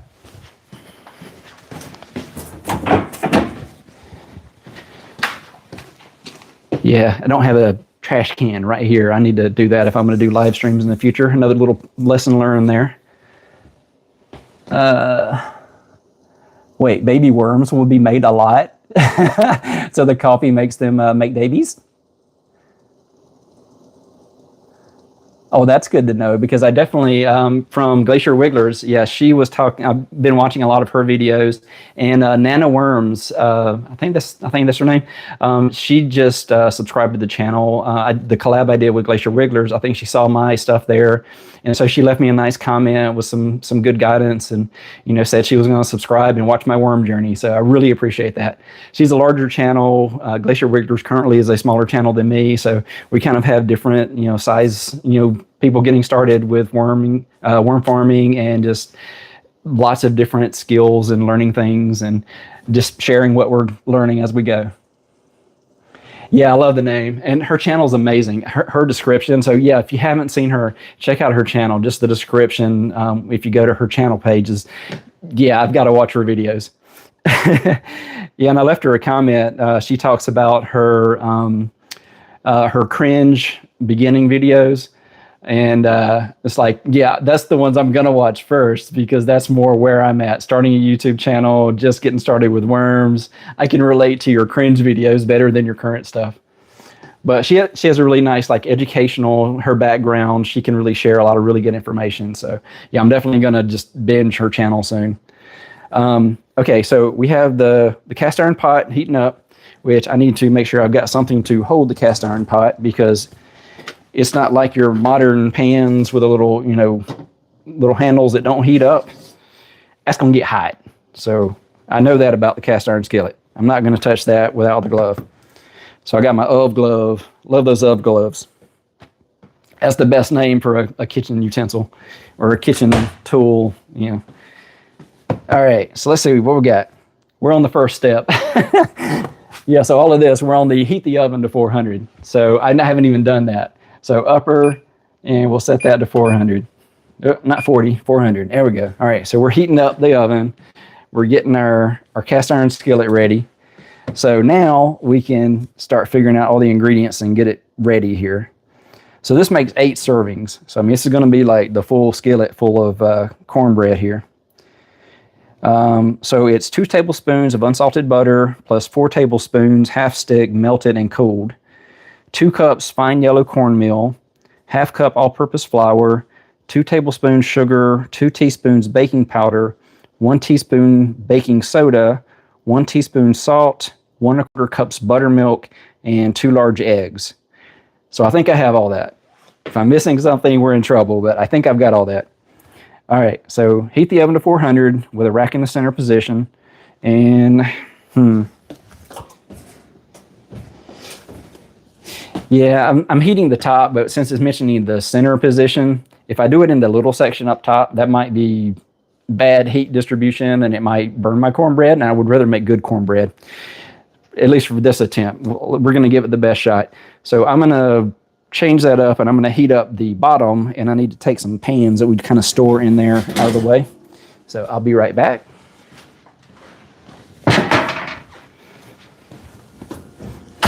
All right, so we will cancel that one, and we will preheat the bottom. All right, we got this. Yeah, I appreciate the emotional and live support here. I am not a good cook, and I appreciate people watching and kind of having my back as I try to learn this. All right, so let's see what we got. All right, so start melting the 2 tablespoons butter in a 9-inch cast iron skillet over very low heat. So we will let this go a little bit longer to burn off some more of that oil. But I don't think it's a bad thing, because we're adding butter and everything to it anyway. So whatever doesn't finish, kind of treating the pan is going to help with the recipe. All right, so start melting 2 tablespoons butter in a 9-inch skillet over low, very low heat is what it says. So let's go ahead and turn that down to very low. All right, that's looking good. I can see the little bubbles popping up in there. All right, so we're going to go with 2 tablespoons. And I love that butter actually has the measure on the paper that it's wrapped in. That's just so convenient having it right there on the wrapping. All right, so we got our unsalted butter. And meanwhile, whisk the cornmeal, flour, sugar, baking powder, baking soda, and salt in a large bowl until blended. Okay, now I get to have the fun blending stuff.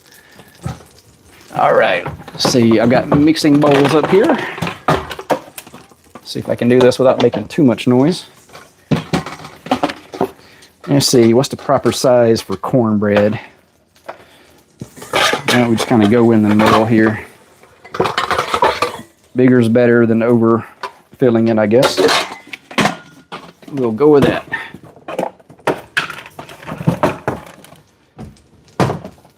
All right, and then I'm going to need something to measure ingredients. So how many of you are like amazing cooks and you're just watching me laughing?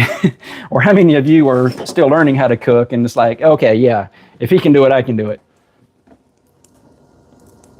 Yeah, first time making cornbread. This is going to be fun. All right.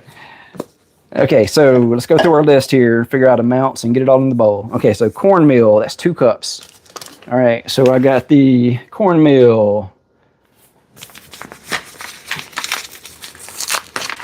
Yeah, and you saw I'm growing corn out there. I don't think I'm going to get to the point where I'm making cornmeal, but I may give that a shot once I'm a farmer and I've got more cornmeal or more corn to turn into meal. Because that's just fascinating being able to, produce meal from your crops. Yeah. I really want to try any way I can of processing what I grow.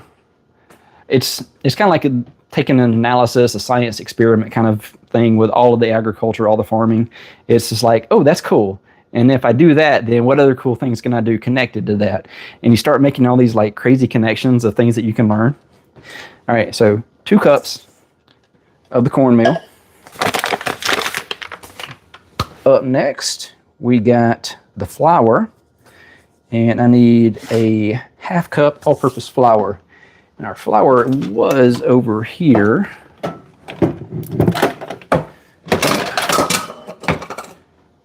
Yeah, like I said, didn't really prepare. I just kind of found recipes, scheduled it, and we're going to learn this as we go.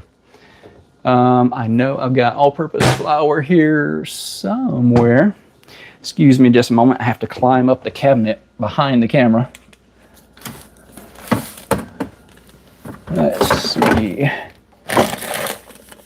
Yeah, honey, if you happen to be watching this, can you come help me find the all-purpose flour?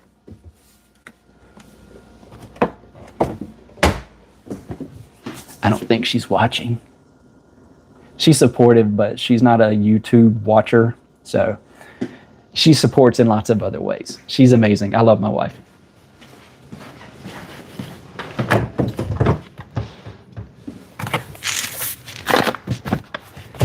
I found it. All right. And see, she knew that we had it. She just didn't tell me where it was, assuming that I would find it on my own. All right. Yeah, I think it's probably safer to pour into the cup. All right, so we're going for 1/2 cup.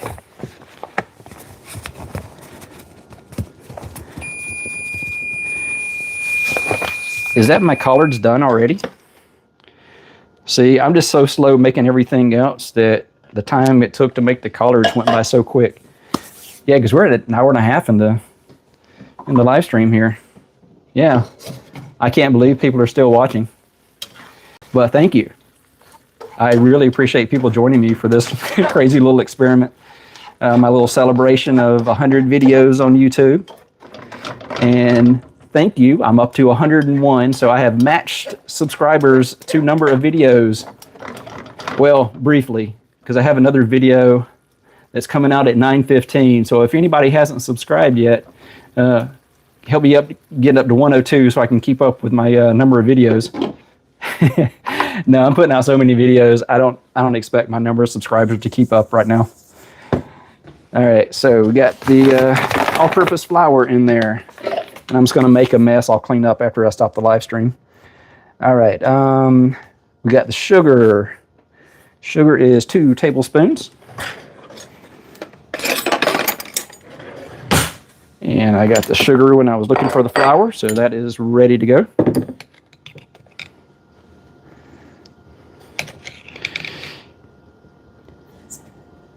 All right, we got the sugar. Next up is the baking powder, and that's one of the things I think she got me at the store. Yeah, we didn't have baking powder, so I got my baking powder. Let me check chat while I'm doing this. Yeah, watching me cook will encourage others. Yeah, if he can cook, I can cook kind of thing. Yeah, thank you. I really appreciate that. Yeah, I'm hoping this cornbread comes out to where it's edible. If not, it'll be a good first attempt, and I will try again because now I have the ingredients and the recipe and the incentive. Because if I'm going to be making collards, because I'm definitely going to be growing collards, I'm going to need to be able to make some cornbread to go with them.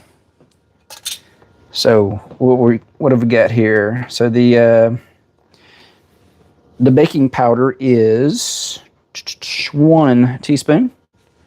Where'd I put my teaspoon? Oh, I put it in there. That's not a teaspoon. It's a tablespoon. It's a teaspoon. Yeah, I haven't done much with baking powder other than, you know, science experiments. All right. All right. So we got the baking powder in there. What's up next? We got baking soda, which the baking soda is 1 teaspoon. Wait a minute. It was 2 teaspoons baking powder. Yeah, let me put another. There we go. Oh, it gives you a nice little puff there.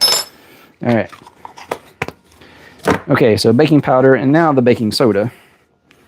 Yeah, I know from putting these in the fridge, there's a little tab there, but it's one of those that never wants to push with a thumb. Spoon works much better. All right, so we're doing, see if I can just put that in there and do it this way.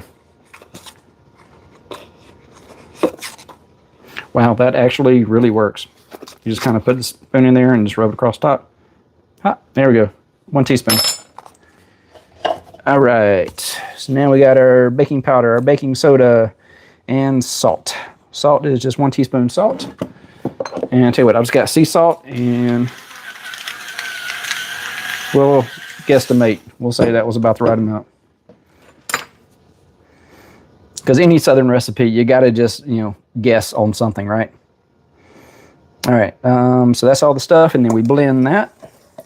And in a separate medium bowl, whisk the buttermilk, the 4 tablespoons melted butter, and the eggs together until thoroughly blended. Stir the wet ingredients into the dry, just until blended. A few lumps are okay. All right, so we got all of our dry stuff here mixed up. And then I'll grab another bowl and we'll do the wet stuff.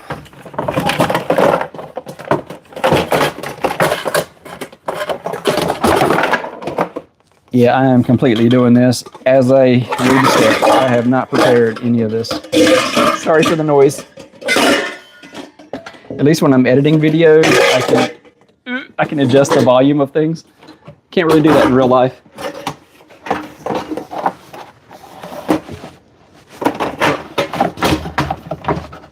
Hey, son. Oh, all right, there we go. Yeah, this is going well. Yeah, I dropped something. Thank you. All right, so now we're doing the wet stuff. I need 2 eggs.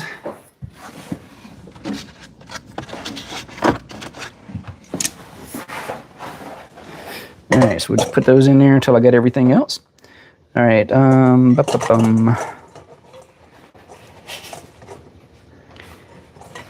yeah, reading in a separate medium bowl with the buttermilk, 4 tablespoons melted butter, and the eggs together.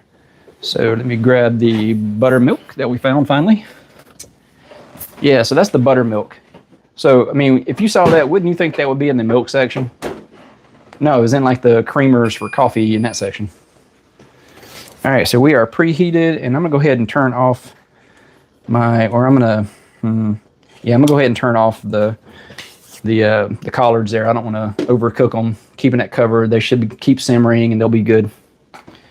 All right, so we got, yeah, wearing the flannel. That's kind of my look on the channel, but cooking, I think I'm gonna have to shed the flannel.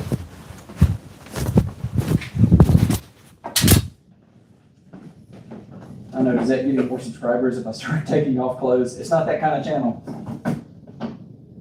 All right, so I got eggs. I got the butter.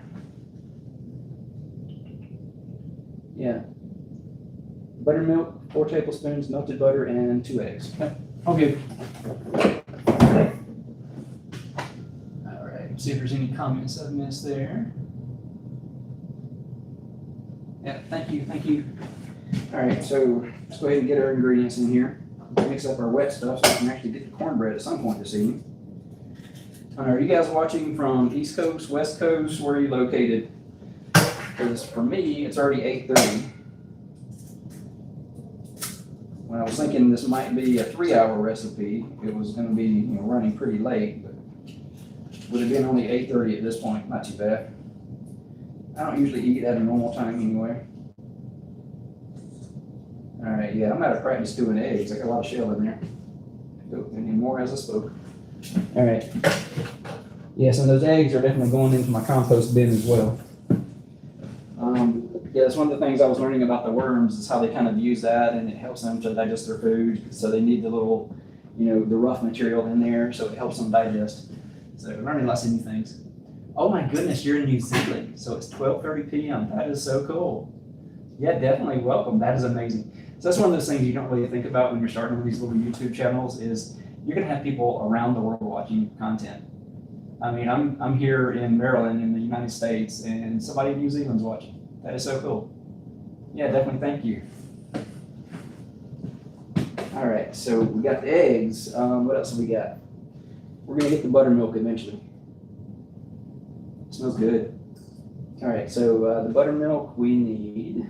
Yeah, I know I've read this multiple times, but I'm all over the place at the moment. 1 1/4 cups. All right, there we go. No, that doesn't look right. Let's give that a good shake. That's kind of curly. Yeah, I haven't done much with buttermilk. Didn't think about it kind of settling there and just getting the thin part. I guess the curd's in the way. Yeah, that's better. All right, 1 1/4. We'll add that to our eggs. And then it's saying 4 tablespoons of melted butter, which we put butter into the pan, but that was only 2. So when did I don't know, maybe I missed a step, but I don't remember us melting butter. Let's go ahead and grab 4 tablespoons and melt some butter. We got this container here. Let's go ahead and just add it in there. And we'll just do that in the microwave. I don't think microwaves mess up video when you're doing something like this. All right, thank you. Yeah, so we're gonna melt the butter. We'll add that in. So we're gonna have our buttermilk, our butter, and our eggs, and we'll whisk all that together. So I'll grab a whisk. I'm gonna start whisking without the butter. We're gonna get the eggs and buttermilk on.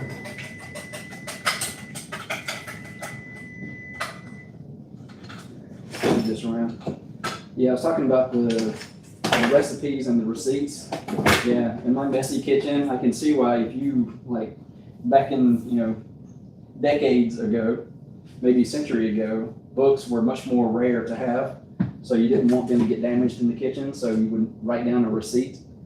I really like that concept.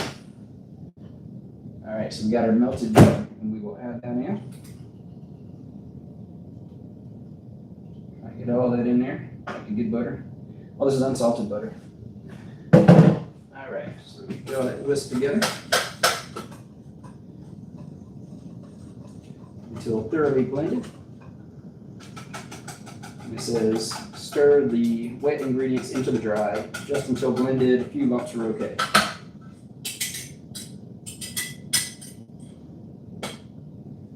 Let's get my spoon out of there while it's still dry. And we'll add our wet to our dry and stir that as we go.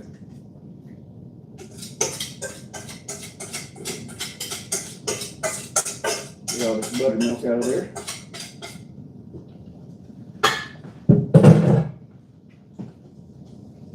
Now see, on the cooking show, you also have a crew that's going to clean up all your dirty dishes when you're done.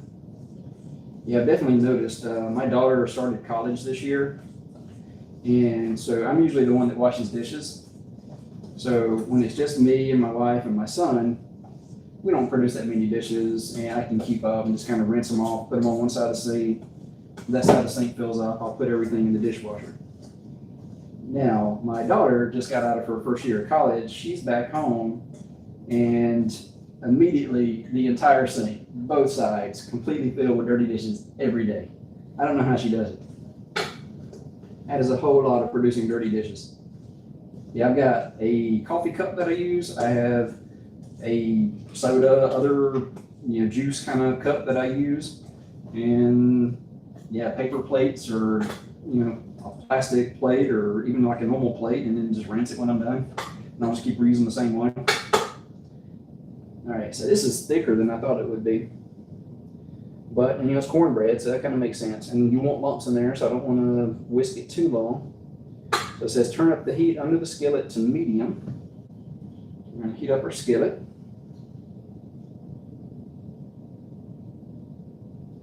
It says turn up the heat under the skillet to medium. When the butter stops foaming and just begins to take on color in places, pour in the batter. Shake the pan to smooth the top and put the skillet into the oven. Bake until the cornbread is golden around the edges with a few cracks in the center, about 25 minutes. All right, so I should have read 25 minutes, so got to go a little bit longer. So we're going at least 25 minutes once this goes into the oven so we can get the cornbread out. And then if I had read that, I probably would have gotten this started so my cornbread would be cooling while I was cooking the collards. I was thinking the collards were going to be 3 hours. So yeah, again, I didn't really plan this out very well. I didn't establish a good timeline for how the cooking would go. It's one of those things you watch, like growing up, you watch your granny in the kitchen, and she's got this down to a science. I mean, she knows exactly the order to do everything in the kitchen. There's no missteps. It's so efficient. It seems like, she's cooked her whole life, which she has. But it's just, you kind of take it for granted. And then you get older and you try to cook for yourself. And it's like, I'm just going to heat up a slice of pizza. That's easier. I'm good with a slice of pizza. I can't cook like my granny did. Well, at least I can't yet. Give me a decade or so of trying to learn how to cook the stuff I'm growing, and maybe someday I will be that good of a cook. Or, much more likely, I'm going to establish a kind of a community, a network, and my sister is helping out. She's already finding people that I need to stay in touch with. She works for a caterer, Dupree, who is like the best cook I've ever met. I mean, just fascinating guy. Older, but I would have trouble keeping up with him. So just amazing guy. I'm hoping we have him as a guest on our podcast at some point. My sister's already talked to him about it, and he said, yeah, anytime, let me know. So let's get a little bit of practice, get better at this. And we can invite him on as a guest to our podcast. And Patricia, I mentioned her early in the podcast, but if you look on my channel, the previous post before this one, I mentioned Patricia Graham. She is in the People's Artist art competition that is presented by Johnny Depp. So this is a really big competition. It's like $25,000 prize. You get featured in like an art magazine and all kinds of amazing opportunities.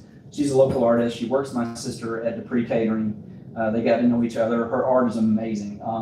There's links in the other posts previous to this one, so please check her out. She's in the second round right now of the competition. She's in first place at the moment, but the competition has a few more days, so trying to promote everybody to go out and vote for her and just try to keep her in first place. I'm so excited about it. She's kind of in that same life journey as I am, where I'm doing the farming and all the different other things. She's doing art, and she's just amazing. I mean, she kind of self-taught artist, and just her work is so impressive. and just her attitude toward things, the community stuff she's doing. My sister was with her at an event this past weekend. Well, actually, this weekend. Wow, it's been a crazy long weekend. But yeah, she was at an event where she was like painting on the sidewalk. It was like, she got paid to come in, and it's like community art kind of thing. And yeah, so she was painting on the sidewalk as part of this event. All right, so pouring our cornbread into the pan now. But she also does like artwork where she's like, it's a community kind of thing, and kids come in and she like paints for them. It's like teaching them how to paint, and just opportunities like that. It's just so cool. And I'm wanting to do those same types of things with agriculture, just a lot of community activity and getting into all kind of different things I never would have got to experience because I'm doing farming and raising crops and having reason to talk to people. Like I said, working in cybersecurity my whole career, I've had more of that, avoid social media, don't really get involved with anything like that, kind of keep a low profile. And so now I have a YouTube channel, and soon I'll be on other social media, I'm sure. My sister does a lot on Facebook, and I do a lot on YouTube, so we're trying to teach each other. So I need to get on YouTube or on Facebook soon. I have my personal account. I need to start a business one, but it still has a picture of my daughter, and gosh, she must have been like 1.5, 2 years old. She was at a soccer game for my son when he was a little kid. So yeah, almost 20 years that Facebook has been around, but I haven't really done anything on the channel. All right, so let's give you a little close up there. That's the cornbread at the moment. So I think that's going to be amazing once it gets cooked. Meanwhile, collards are kind of sitting there cooling off. I'll let get those simmering again once my cornbread's had a chance to cook. All right, so our next step is put on the oven glove because I don't want to burn my hand. It says shake the pan to smooth the top, put the skillet into the oven. Sorry, this is probably going to get noisy if I'm shaking the pan.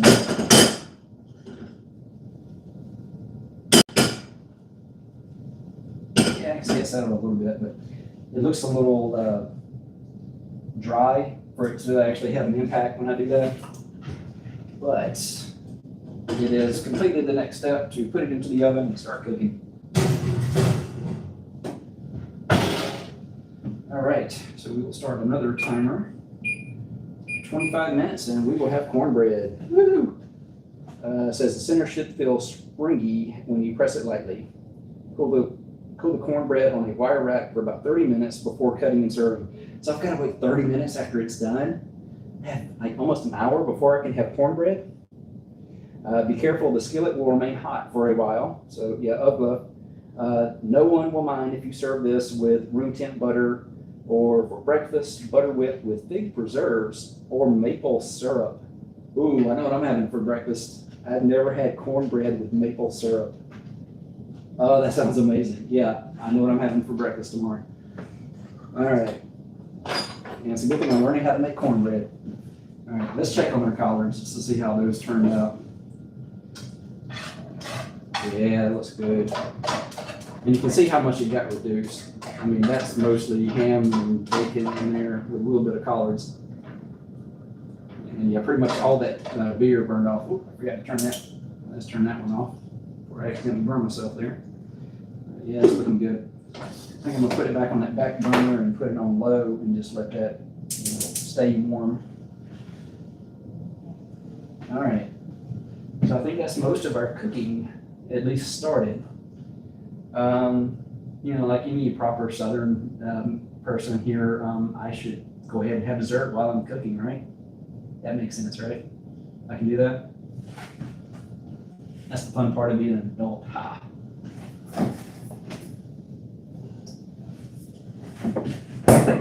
So these are strawberries from my garden. I don't know if you saw the beginning of the live stream, but I showed you my strawberries. It started with just like one little container with like 4 little strawberry plants in it, all kind of bundled together. And they just kept producing runners and making more plants. And now I have this thriving, huge strawberry, it produces so much already. I mean, it's just now like middle of May, and that was just like random going out and picking a few from it. I'm trying to get the bugs from eating some of it. I had some slugs for the ones that were right on the ground, but it's so thick, and if I lose a few, I'm not really gonna feel the hurt of losing a few strawberries. I'll just add them to the compost bin, or hey, maybe my worms can have a half-eaten strawberry. How do the worms like strawberries? Oh, and this is one of my daughter's favorites, is the sugar snack peas. When I was doing that little, showing you the snack section of my garden, as you go in the gate, it's the strawberries, and then it's the sugar snap peas, and then the cherry tomatoes. So I can walk into my garden, just pick something off the vine, and eat it fresh right there in the garden. Oh, that is the best taste. It tastes so much better when you grow it and you just pick it right out of your garden like that. But yeah, sugar snap peas. Straight off the vine, those are amazing. So I'm gonna snack on the sugar snack peas because I haven't had supper and it's almost 9 o'clock. I'm cooking all this stuff and my mouth is watering, waiting on cornbread. Okay. So I'm just gonna do something really simple with the strawberries. Just gonna slice those up. We got some little pastry kind of things to put them in and send them whipped cream. Just have a nice dessert.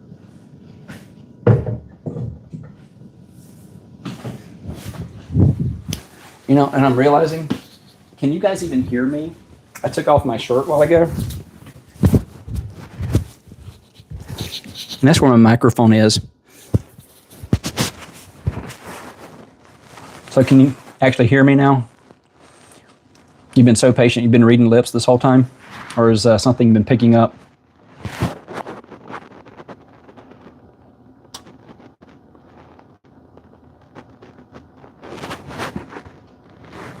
Yeah, now you can actually hear me.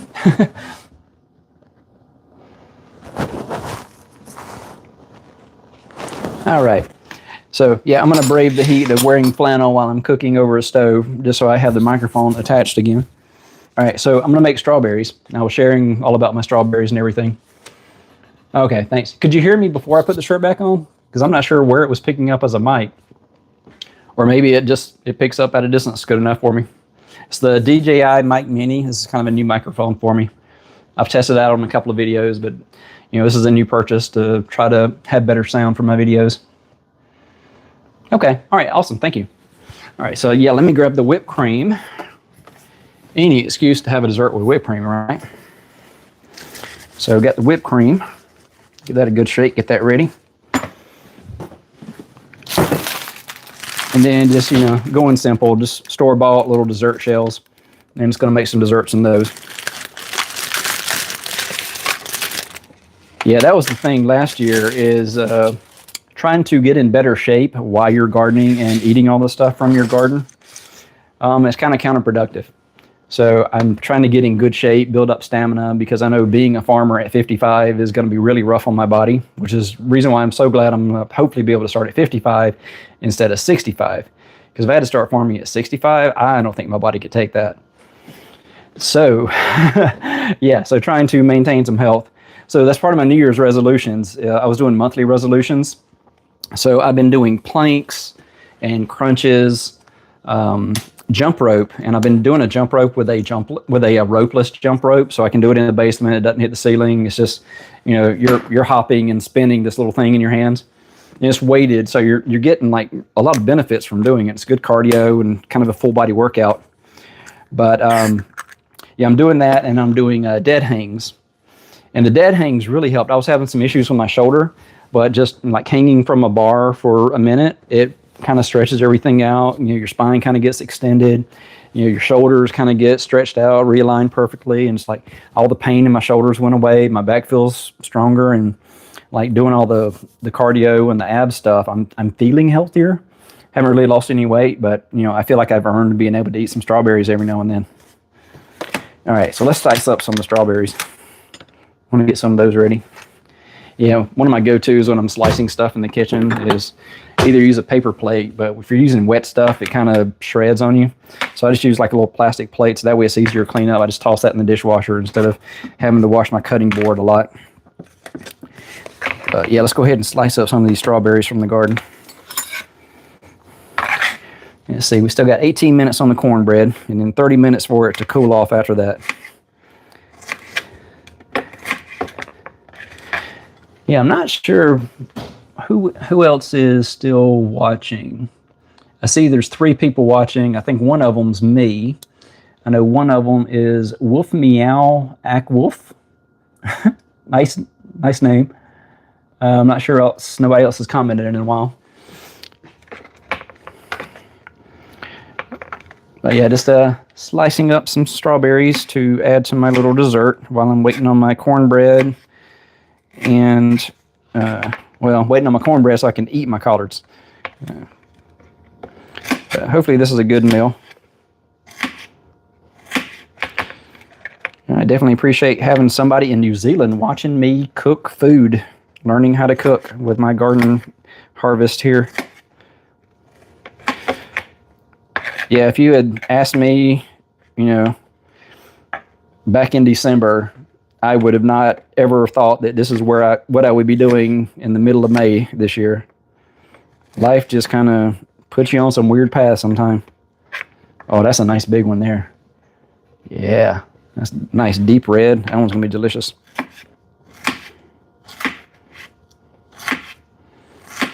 And slicing this, it reminds me when I tried to grow strawberries from like the seeds that are on the skin of a strawberry. It's possible, but yeah, it didn't work for me. Might give it another try. Just because you fail one experiment doesn't mean you shouldn't try it again. Oop. Yeah, and the nice thing, I'm cooking all this for myself pretty much, so if you have an issue with me not washing my hands and all the extra cleanliness, I'm not cooking in a restaurant. I'm cooking in my kitchen for myself. So, yeah. Still not ideal, I know.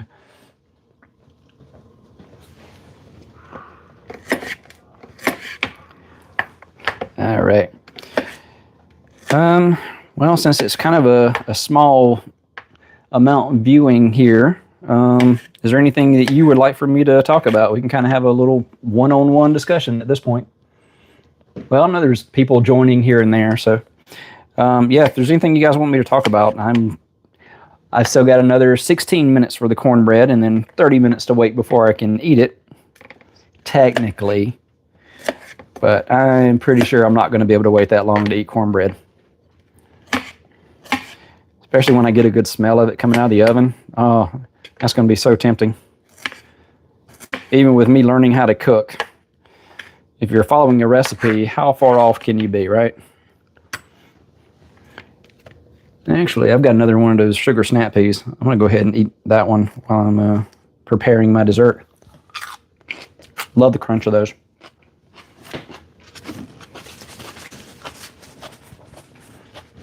All right, yeah. All right, just checking there, still at 101 subscribers, so that is awesome. Thank you. I appreciate everybody helping me get over 100 subscribers to catch up with my number of videos. Yeah, that's one of those things I did not expect, because, you see the people that they have one video and they've got 1 million subscribers and, 1,000 views an hour or something crazy. I'm on 100 videos and I'm at about 100 subscribers. So slow growth, but I'm not trying to go viral. That's excuse me. That's part of the channel is the evergreen. So not trying to go viral, just trying to have evergreen content. Relaxing, watch me cook, watch me garden. I'm doing projects. I'm learning new skills, sharing that with everybody. All my mistakes, my lessons learned. So yeah, it's just kind of chill. Come along the journey with me. What's grown best in my garden so far? Oh, let's see. I'd have to say the pumpkins. Yeah, last year, talking about, gardening is counterproductive to losing weight. I made so many pumpkin pies last year. I didn't really have that many pumpkins planted, but it vined all the way around my garden. I just kind of let it go because, experimenting, just trying to learn new things. And then the pumpkin vine just started kind of going along the edge of my garden. I just let it go and it started producing pumpkins all along the vine. So I had maybe 8 pumpkins, big full-size pumpkins, and each one makes multiple pies. So yeah, a lot of pumpkin pies last year. And actually, I was going to make this pumpkin cinnamon roll. My sister had found a recipe for a pumpkin cinnamon roll, so I owe her one of those. So I've got pumpkins planted, so hopefully they grow this year, and I can make her some pumpkin cinnamon rolls. She's already put in that special request, so I have to make it for her. All right, so let me grab my compost bin, clean up some of my cuttings here from my strawberries. I can give that to the worms later. And I've got some other stuff over here. Got a little bit of onion. All right, kind of clean up a little bit, get the compost ready. All right, yeah, thank you. That was a great question. Really appreciate that. All right, so just a really simple dessert. And I'm gonna go ahead and wash my hands because I haven't washed them in a while. And I'm at the point where I'm about to eat, so I want clean hands. Even if I am the only one that's been doing all this. All right, so yeah, this is just like a little pastry, and just add in some of your strawberries, little whipped cream on top. Look at there. Dessert's that easy, and that'll be delicious. Actually, since I got the knife, I'm gonna go ahead and slice that. There we go. Oh, that kind of fell apart. Maybe I should do a little bit of whipped cream first and then the strawberries. Let's try that. So we're gonna experiment. But you know, waste not, want not. Oh yeah.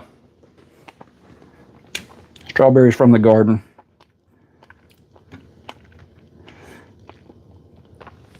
Doesn't have to be pretty to taste good, right? So you're saying it's early winter there for you. Okay. So when is like good gardening time where you're at?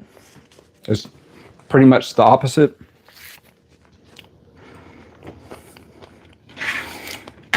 Or I'm not sure, you know, I'm learning about different, I'm learning about different growth zones and all that kind of thing. Because like even in the United States, there's a lot of different variety. It's like some people that are like, you know, out in Montana, it's not even garden season for them. And we had our last frost about a month ago. Yeah. All right. Still got 11 minutes on the cornbread. Oh, this is completely falling apart, but yeah, it's still edible. That's the beauty about cooking. You don't have to be good about it. It's going to taste good most of the time.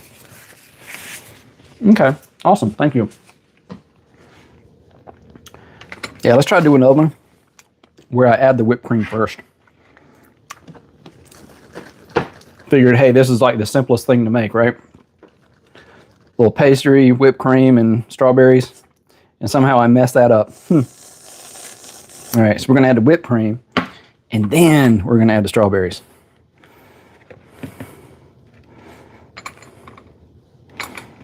All right. So I don't know which one looks better.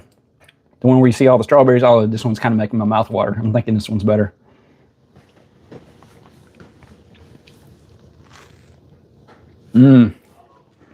Oh yeah. Love those garden strawberries.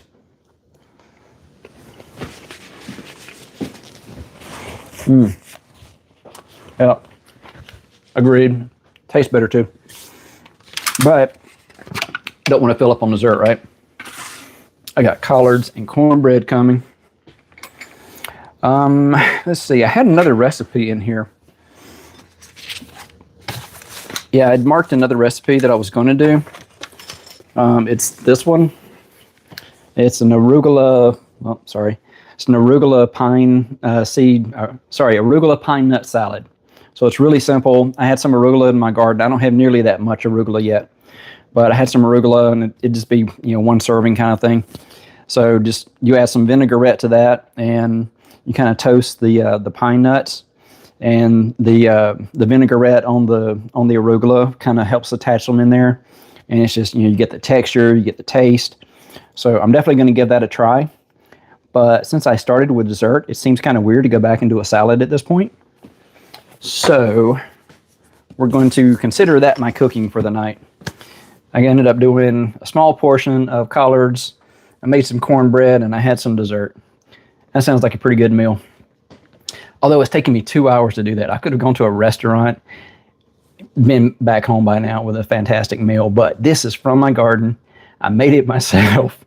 It's horrible, but it's tasty. And I've learned a lot of new skills. I've made some friends in New Zealand. I got new subscribers for my channel. This is a good night. I'm having fun. The strawberries are amazing. Yeah, I think that I asked that, excuse me.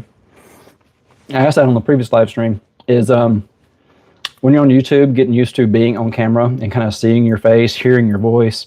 One weird thing for me was seeing myself from like the back of my head or like weird angles. And now I'm eating on camera in front of somebody in New Zealand. I mean, that's just weird, right? Yep. If you grow it, it tastes so much better. And you know what's in it. Because that's a lot of the agriculture stuff is, if I grow it, I know what's in it. I know, I didn't put crazy chemicals on it. I mean, I know what the animal was fed before it was processed. So, yeah, there's a lot of just eating healthier by eating better quality food. And that's what I want to be able to kind of share that with the community. Teach other people to garden. Because you don't need acres and acres. I mean, it's not like factory kind of farming where you need, like 1,000 acres to grow food. And even then, you don't really make a profit because you get pennies on the dollar for it. And you have so much chemicals and everything you have to put into the soil, and it's killing the soil. What I'm wanting to do is regenerative, sustainable kind of farming. So it's working with the animals, getting the byproducts of the animals into the soil, raising different types of crops, doing, companion planting, doing succession planting, and just improving the soil over time. And, feeding animals properly, treating them properly, and, having bees and helping them to pollinate the plants, and, having the honey and making things with the honey and the beeswax and doing all those kinds of things. I mean, that's a dream. I mean, that's like little kid fantasy of what life could be. And now I'm looking toward retirement. I mean, come on. That's I got to do it, right? So I'm learning the skills, I'm sharing the journey, and just having as much fun as I possibly can with it. So, yeah, more strawberries waiting to be eaten. All right.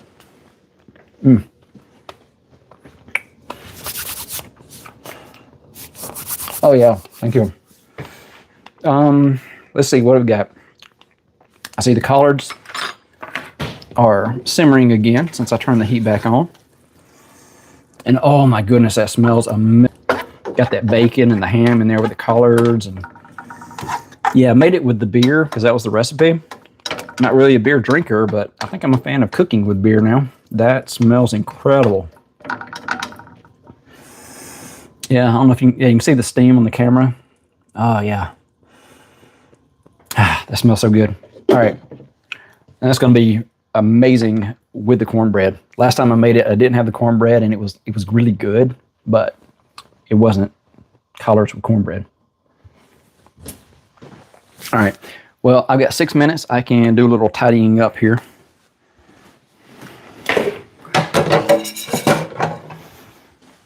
All right. So, yeah, that's just an odd little thing that I ended up with on the counter. It's just, ham and an onion.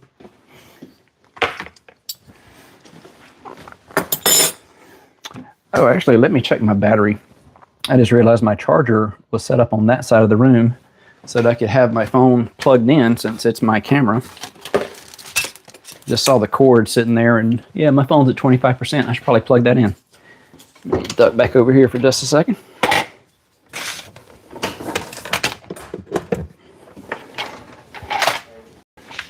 All right, slightly more than a second.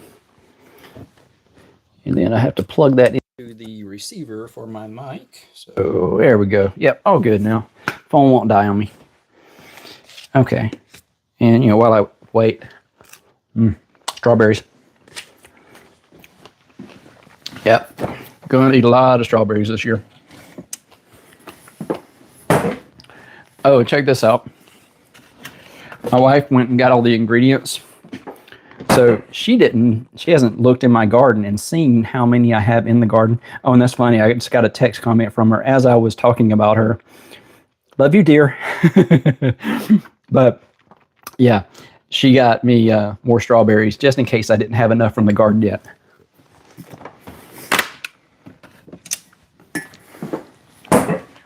Which mine are smaller, not quite store-bought strawberries at this point.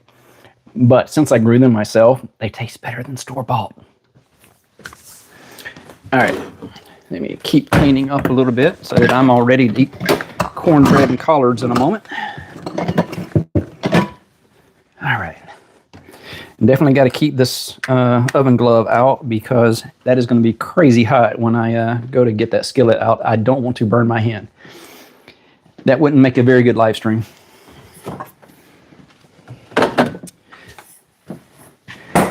I don't know, I guess for some crazy YouTubers, that might be a good live stream. I'm not that type of YouTuber. All right, that is all cleaned up. Let's see, we got 2 more minutes on the cornbread. Ready to see that cornbread? It's gonna be amazing. I really want to take a peek, but I'm gonna be patient. I'm gonna wait until the timer goes off. All right. Let's see. Yeah, get another whiff of those collards while I'm waiting. It's gonna be delicious. Let me get a plate ready for this. Ooh, sorry if that's noisy. And since this is Evergreen Growth Journey, let's get a nice green plate for this meal. Although I don't think that'll accent collard greens very well, will it? All right, well, it looks like it's just the 2 of us again. But this is a over 2-hour live stream at this point, so wow, thanks for hanging in there with me. You must really want to see that cornbread. My wife just sent me a link from Google about a cayenne pepper plant. Yeah, see, she is very supportive in her own ways. That is very cool. She'll send me links to all kind of little farming things that she gets in her feeds. She'll order me things that'll just show up and it'll be like, oh, I saw this. And like I have a potting bench outside in my garden that she hadn't said anything. It just showed up and she said, oh, I thought you would really enjoy this. So yeah, I love that potting bench. It's perfect out there. It even has like a little slide out area where it has like a container underneath that'll hold water. So I can, rinse off tools, rinse my hands off. Although I have like rain buckets out there that I tend to use to rinse my hands off. That's our cornbread alarm. Don't forget the glove. Actually, I'm going to go 2 glove on this one because that's a hot skillet. I got a second one just for these types of situations. Although this one is much older and nastier. All right.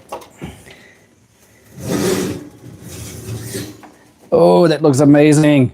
Look at that cornbread. All right. Yeah, let's give you a close-up of that. Whew, if I can do this without putting the phone into the cornbread. There we go. All right, so it said the center should be slightly springy, so. Oh, yeah, that looks perfect. All right. Now, should I set a timer for 30 minutes before it says I can eat it?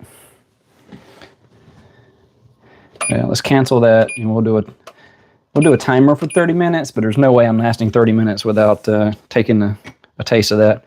Well, I think it's just you're not supposed to slice it too soon because it is kind of like a baked thing. So you have to give it a chance to finish cooking on the inside. Get it nice and stable so when you do cut it, you don't have gooey stuff and doesn't fall apart on you. So I'd rather have good slice of cornbread than a quick slice of cornbread that's not going to be perfect. It's not going to be perfect anyway. This is my first time making cornbread. But it looks good. Let's see how it smells. Oh yeah, definitely cornbread. Yeah. I'll get more of a whiff of it once I've cut into it. Yeah, right now it's kind of like the sealed surface, so you get a little hint of how it's going to smell. I don't think I have random stuff to talk about with for 30 minutes while I wait for this to cool. Somebody asked me a question. What should I talk about? What's some good stuff that I can share while we're waiting on the cornbread to cool so I can have it with my collards? Yeah, when I thought this was going to be 3 hours, that was one of the things is like, what am I going to talk about for 3 hours in a live stream? And you just kind of talk. I mean, I know it's kind of rambling and just whatever comes to mind. It's not really a structured kind of thing. The only time I've really done live streams in the past is I've done like a PlayStation and just done like a broadcast with like playing with friends, or I did one where I was playing Farming Simulator. I had the controller, like the heavy machinery controller, had the steering wheel and the gas pedal and everything. And so I was like driving a tractor, you know, as close as I could in my living room, and just thought, hey, that'd make a cool little video. Me just like, you know, get a camera on and just, nobody's ever going to watch it, but I'll have it there to kind of be able to look back on that experience. And I've done that a few times. I mean, it's nice having that out there. And that's part of what I'm wanting to capture with this channel as well. Is this is kind of like a nice time capsule of this moment in my life. You know, I've taken on this challenge to become a farmer, and I know I don't have the skills now, but I know I've got time to learn the skills.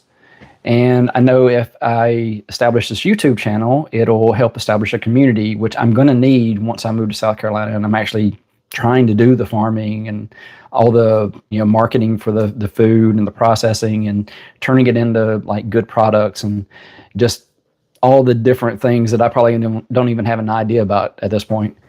But this is my chance to develop the skills with YouTube and establishing a community and figuring out the technical skills for like how to edit videos, how to film videos, you know, what makes good content that somebody in New Zealand will watch for 2 hours. So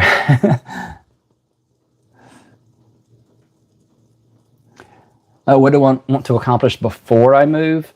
That's kind of a tricky question because I'm not sure exactly when my move is going to happen. The original plan was my wife works for the school system and she has like a pension kind of system.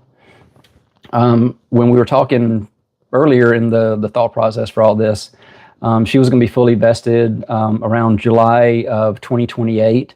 So that was kind of my timeline when we started talking about the move and everything, because she had to stay up here, you know, part of the school system. But then she was telling me, no, that's actually to get additional medical benefits. She's already fully vested for her salary, you know, so that she's got her retirement income through the pension already kind of locked in. Anything beyond that is just, you know, extra medical benefits that, you know, we may be able to compensate with something else. So she's ready to move. I was commuting about an hour and 45 minutes for the last 2 years. It was a situation where the contract I was on ended. I was on overhead. I had to take a job. There was a really good job, but it was an hour and 45 minutes away. So I committed to it and, you know, got used to the commute. It was like 3 hours at least every day driving back and forth. So you try to make it productive. You listen to podcasts. You try to, you know, like learn stuff in the car as you're driving back and forth. But that only goes so far. You listen to audiobooks. But yeah, so I found out that my position on that one was ending. So I had to find something else. So I was able to find like an evergreen project. It's an amazing name that, you know, coincides with my channel name. And that one I'm able to work remotely. And so technically I can work anywhere remotely as long as I'm within 50 miles of one of the company's facilities. So we're looking at what are the options if I wanted to move to a facility closer to South Carolina, and we could go ahead and move within the year. So my wife got very excited about that. In fact, within the first couple of days of us having that conversation, she had already found people that she sold all of our deck furniture. She's sold our dining room table. She's ready to move out. So she is all excited. She's ready to move to South Carolina. So it's really just waiting until the contract that I'm currently on to wait to make sure that that is stable enough that it'll get me to 55 if I move. Because otherwise it'll be moving to South Carolina. That one doesn't pan out. It doesn't get me to 55. And then I've moved and I have less options for other contracts I can support from South Carolina. So trying to figure out the timing of that. I think I'll know better by the end of the year. We're already starting to prep the house, so we're ready to move. But yeah, there's a lot of projects to get the house ready to move. Until then, I am focused on learning the garden, building the YouTube channel. learning lots of skills. I set up the LLC for the agriculture business and the YouTube, the marketing, all the different things I'm trying to learn and build now, which it's coming along, but it's a lot all at once. So I focus on one, then I focus on the other, and it feels like I can never keep up with everything. But I think by the time that we move, I'll have a good grasp of things so that I can establish what I need. I'll at least learn enough that I know what I want to build when we get to South Carolina. So the way LLCs work, I think you're kind of treated as a foreign company because you started in one state and then you moved to another one. So I think you can transition that foreign entity company into a state one. And since I'm planning to stay there the rest of my life, it makes sense to have a South Carolina based company after I move. But after I get through that transition period of having my Maryland based company, the stuff that I'm doing now. So just trying to learn the gardening, do the YouTube, trying to build that. I don't have a greenhouse. I would love to have a greenhouse. I've looked at a lot of the long buildings. It's like the covered ones, and you can actually get a lot of grants for building those. So I've looked into ways to have the government help me pay for that, and other just extension programs and small business types of things. And there's a lot of ways that you can get agricultural kind of funding to do projects like that. Either at a low interest thing, or it's a certain amount of money, but you have to meet all the different qualifications for it. So I've been looking into a lot of that. I'm definitely wanting to do year-round kind of farming. I'm not doing just vegetables and fruits and things. I'm wanting to do flowers. I'm wanting to do companion planting. I'm wanting to do pretty much anything that gets my interest. So having a greenhouse where I can plant things and just year-round gardening sounds fantastic. Like I said, I'm also wanting to do the animals. So there's going to be a lot of trying to make sure that I have the right buildings and all the right, support infrastructure kind of thing on the farm to handle the animals, especially if I'm trying to do the processing myself on the property. And I have to meet all the regulations, and I have to figure out the difference between Maryland regulations and South Carolina regulations. So with the chickens, I really was thinking about having chickens here, but the rules for Maryland for having chickens are pretty strict because I'm in a city. I'm not rural, suburb kind of thing. So outside of a city, but still got neighbors on top of each other. So you can have chickens, but you can only have up to 8 chickens, and you can't have any roosters because of the noise concerns. So, and you have to register so that they can keep track of who has all the chickens. Which the positive side of that is, say there's an avian flu kind of outbreak, they know who has chickens within a certain radius, they know who might be affected, so they can kind of give you a heads up, and you have some awareness so that you can keep your animals healthy.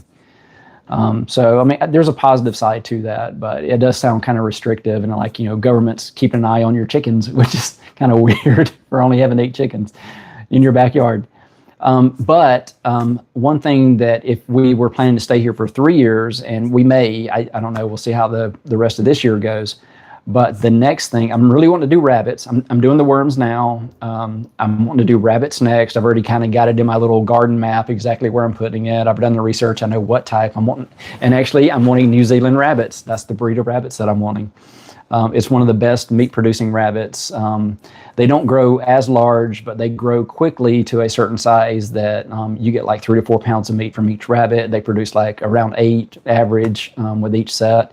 And if you start with 3 rabbits, you have a male and 2 females, you can kind of alternate, and you've got, rabbits coming in every month. And part of that is, I shared a story about the field mice earlier, and I want to make sure that I'm good with processing meat animals. So I think that the rabbits is probably my best place to start. But quail, my sister brought up quail, and I had got a few videos on YouTube that I was watching, and I was starting to get really interested in it.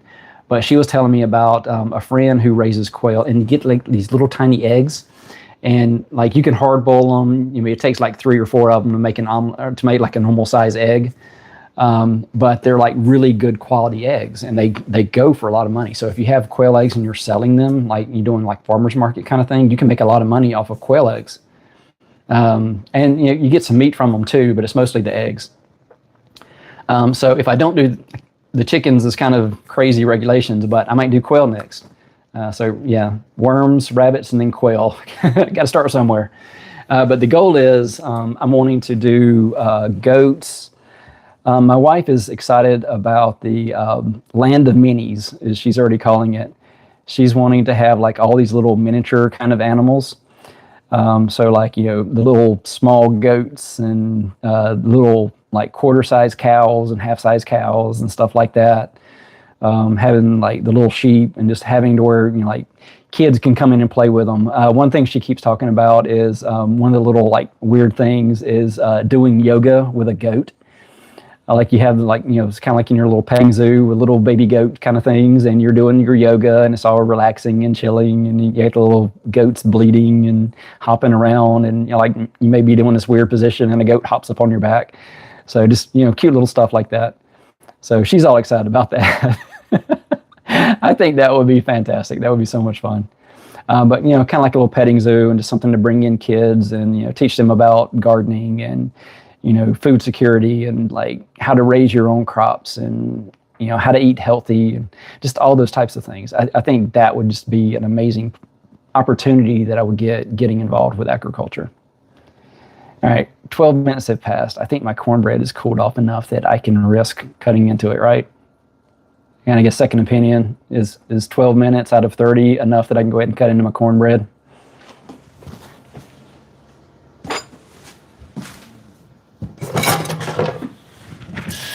I'm getting the knife ready, assuming everybody's going to say yes.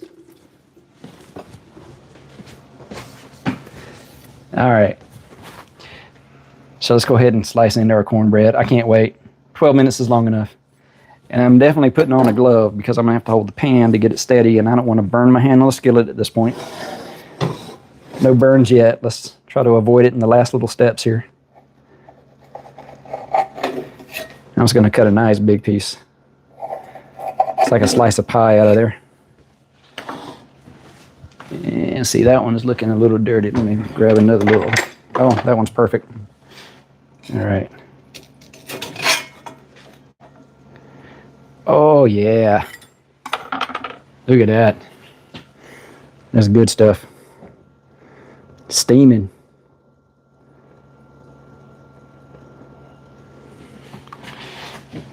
All right. So now I'm ready for the collards.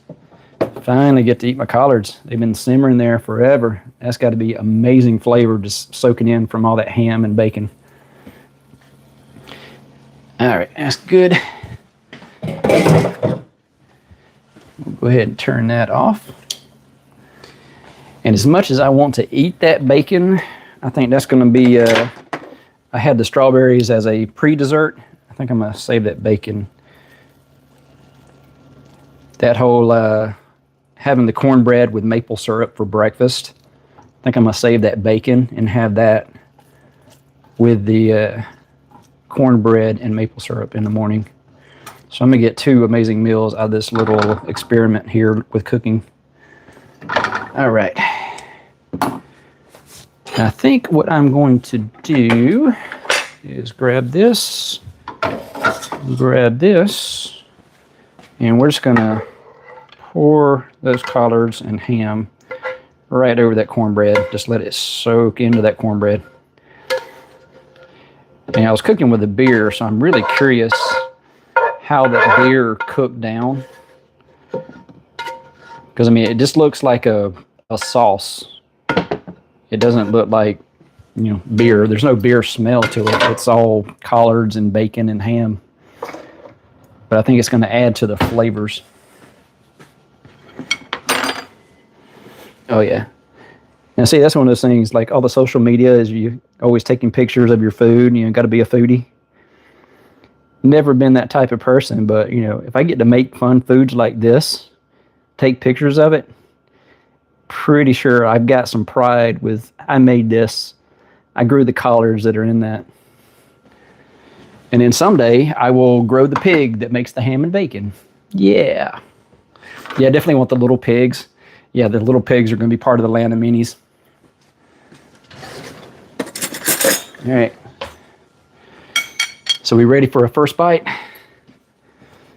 All right, I got witnesses. You know, be ready to call emergency services if I pass out from a horrible first cooking experiment here. Don't think that's going to be the case. It smells so good. Ah, yeah, it smells so good. Oh yeah. That was worth the wait.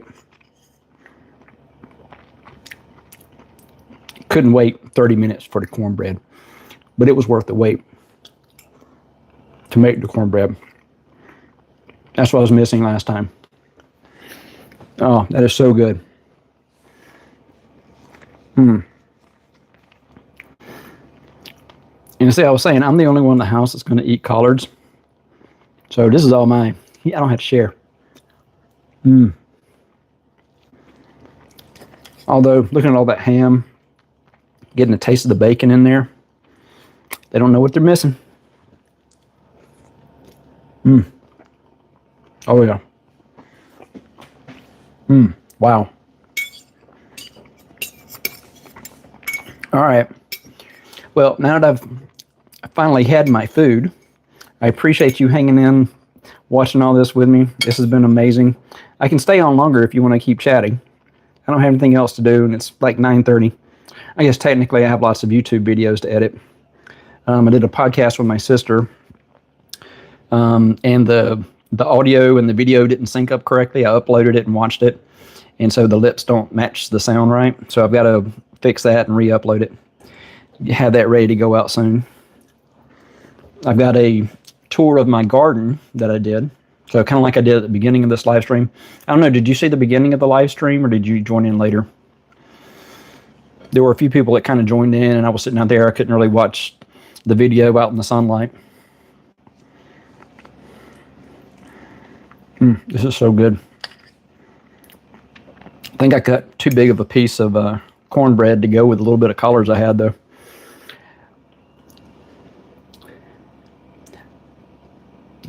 What you call collards look yum. Yeah, it's collard greens. Yeah, so look up collard greens. It's just kind of like a leafy plant, and it's amazing. You can kind of do like a cut and go with it. So I mean, it's going to grow kind of like up on the stalk, and you just kind of cut the bigger leaves off the bottom. And I've noticed I cut the leaves that are in here like 2 days ago, and I've already got new leaves forming at the bottom. So I mean, it's going to be a nice producing all summer kind of plant, I think. So good. So good. Wow. But yeah, I was saying I think I cut too big of a piece of cornbread for the amount of collards that I have.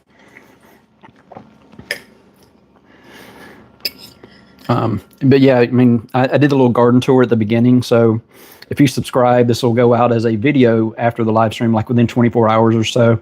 And you can see the tour I did of the garden and see all the other things I've got planted. So yeah, I should have all types of things to cook with this year. I've got beans and cucumbers and watermelons, pumpkins. I've got sunflower seeds. I made sunflower seeds last year. So I'm planting like the really big, like mammoth Russian ones. And the seeds are pretty good for actually, putting some flavor on them, heating them up and actually getting them ready. So there's like, sunflower seeds. And let's see, what else have I got out there? I've got so much. Yeah, I did the kale last time. I've got lots of tomatoes, lots of stuff I can do with the tomatoes, different sauces, and just all kind of things you can do with tomatoes. I'm trying to do onions because I never had enough onions last year.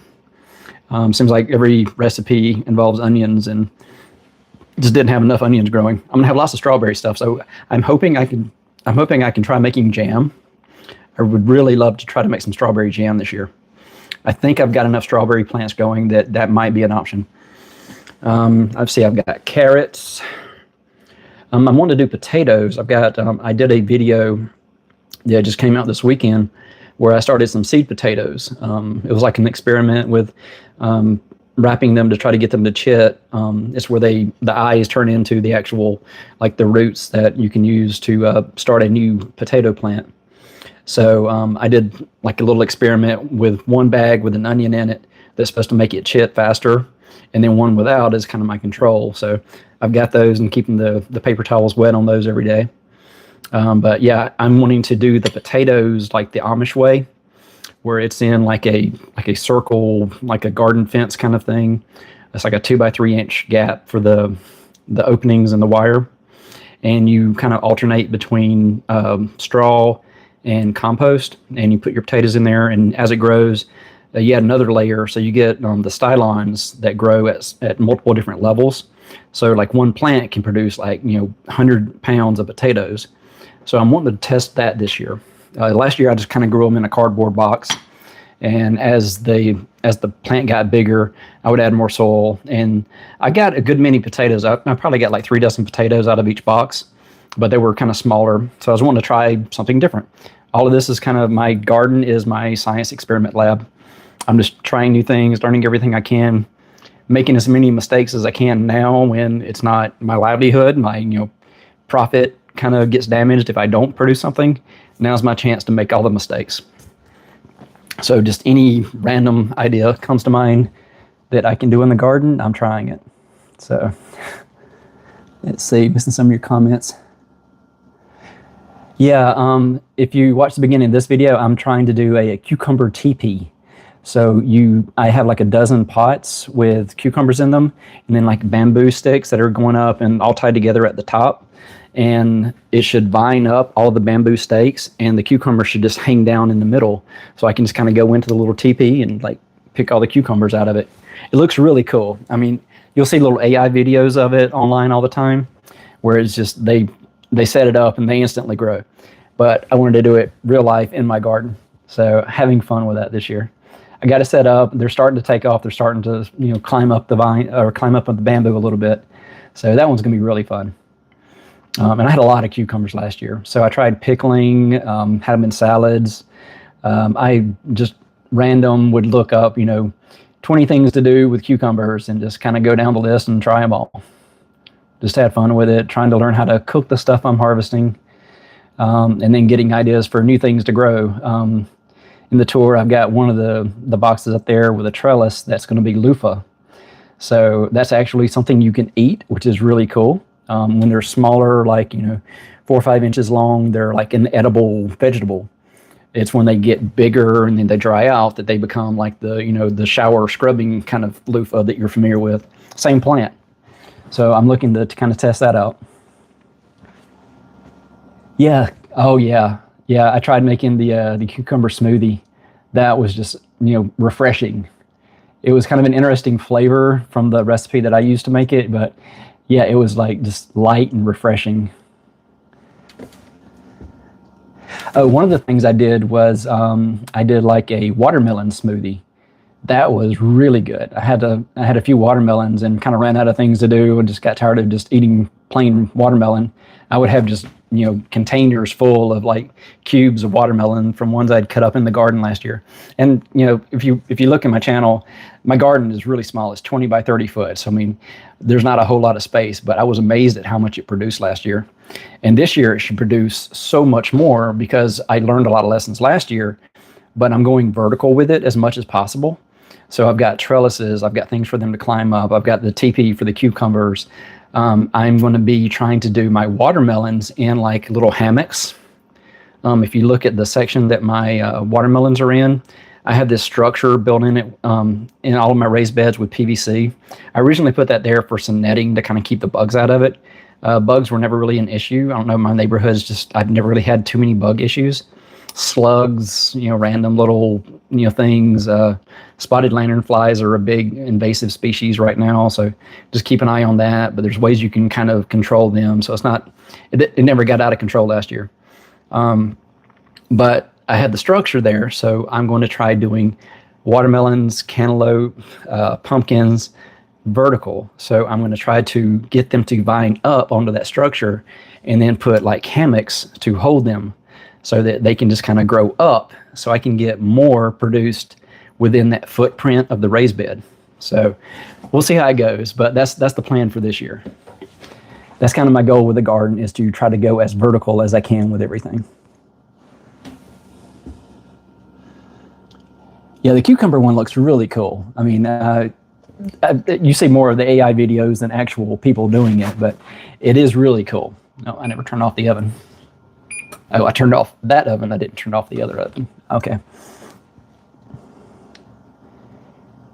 Yeah, I'm tempted to do, I'm trying to, I tend to do a lot of time lapses on my channel just because it's really fascinating.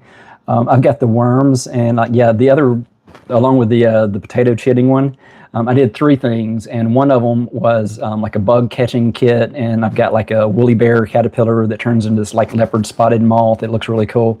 But the other one was I got a root viewer container. It's like a little kid section gardening kind of thing. It's an activity where you plant like a turnip, a carrot, and onions, and you can watch the roots grow down through the soil. It's kind of like a thin, like 2 inches deep, clear container. So the roots don't get so hidden that you can't see them. You can actually watch them, measure them. It's kind of like a science, like a gardening science experiment kind of thing. But since I have worms, I added worms to my root viewer. So now it's also a worm viewer. So one thing I had fun with this weekend is I set up my camera for like, I don't know, 9 hours and just recorded the worms and the plants. And I was amazed. They're actually in like a grow house kind of thing. It's kind of like grow lights and a bamboo container. So it's kind of like a confined, like, 1.5 by 2 foot kind of structure for them. And just, I was amazed at how much the plants moved during the time of the video, because you don't think of plants as moving that much. But yeah, the worms crawling all over the place, starting one path, backing up, going through the soil, other little bugs that are in the soil. So yeah, I've got to do some research and figure out what else is in the soil. And then just, watching the earthworms eat the food that's in there, because I put some like apples and tomatoes and different things in there for them to eat. So yeah, it made a really cool time lapse because they move slow. So if you're just kind of like sitting there, it's like watching grass grow. You don't really notice how cool it is. I mean, you see them little movements, but you don't, I guess you lose attention, so you don't focus on like the path that they're taking, or like, why are they going over here? And you can get more context when it's sped up. So yeah, I'm having a lot of fun with that.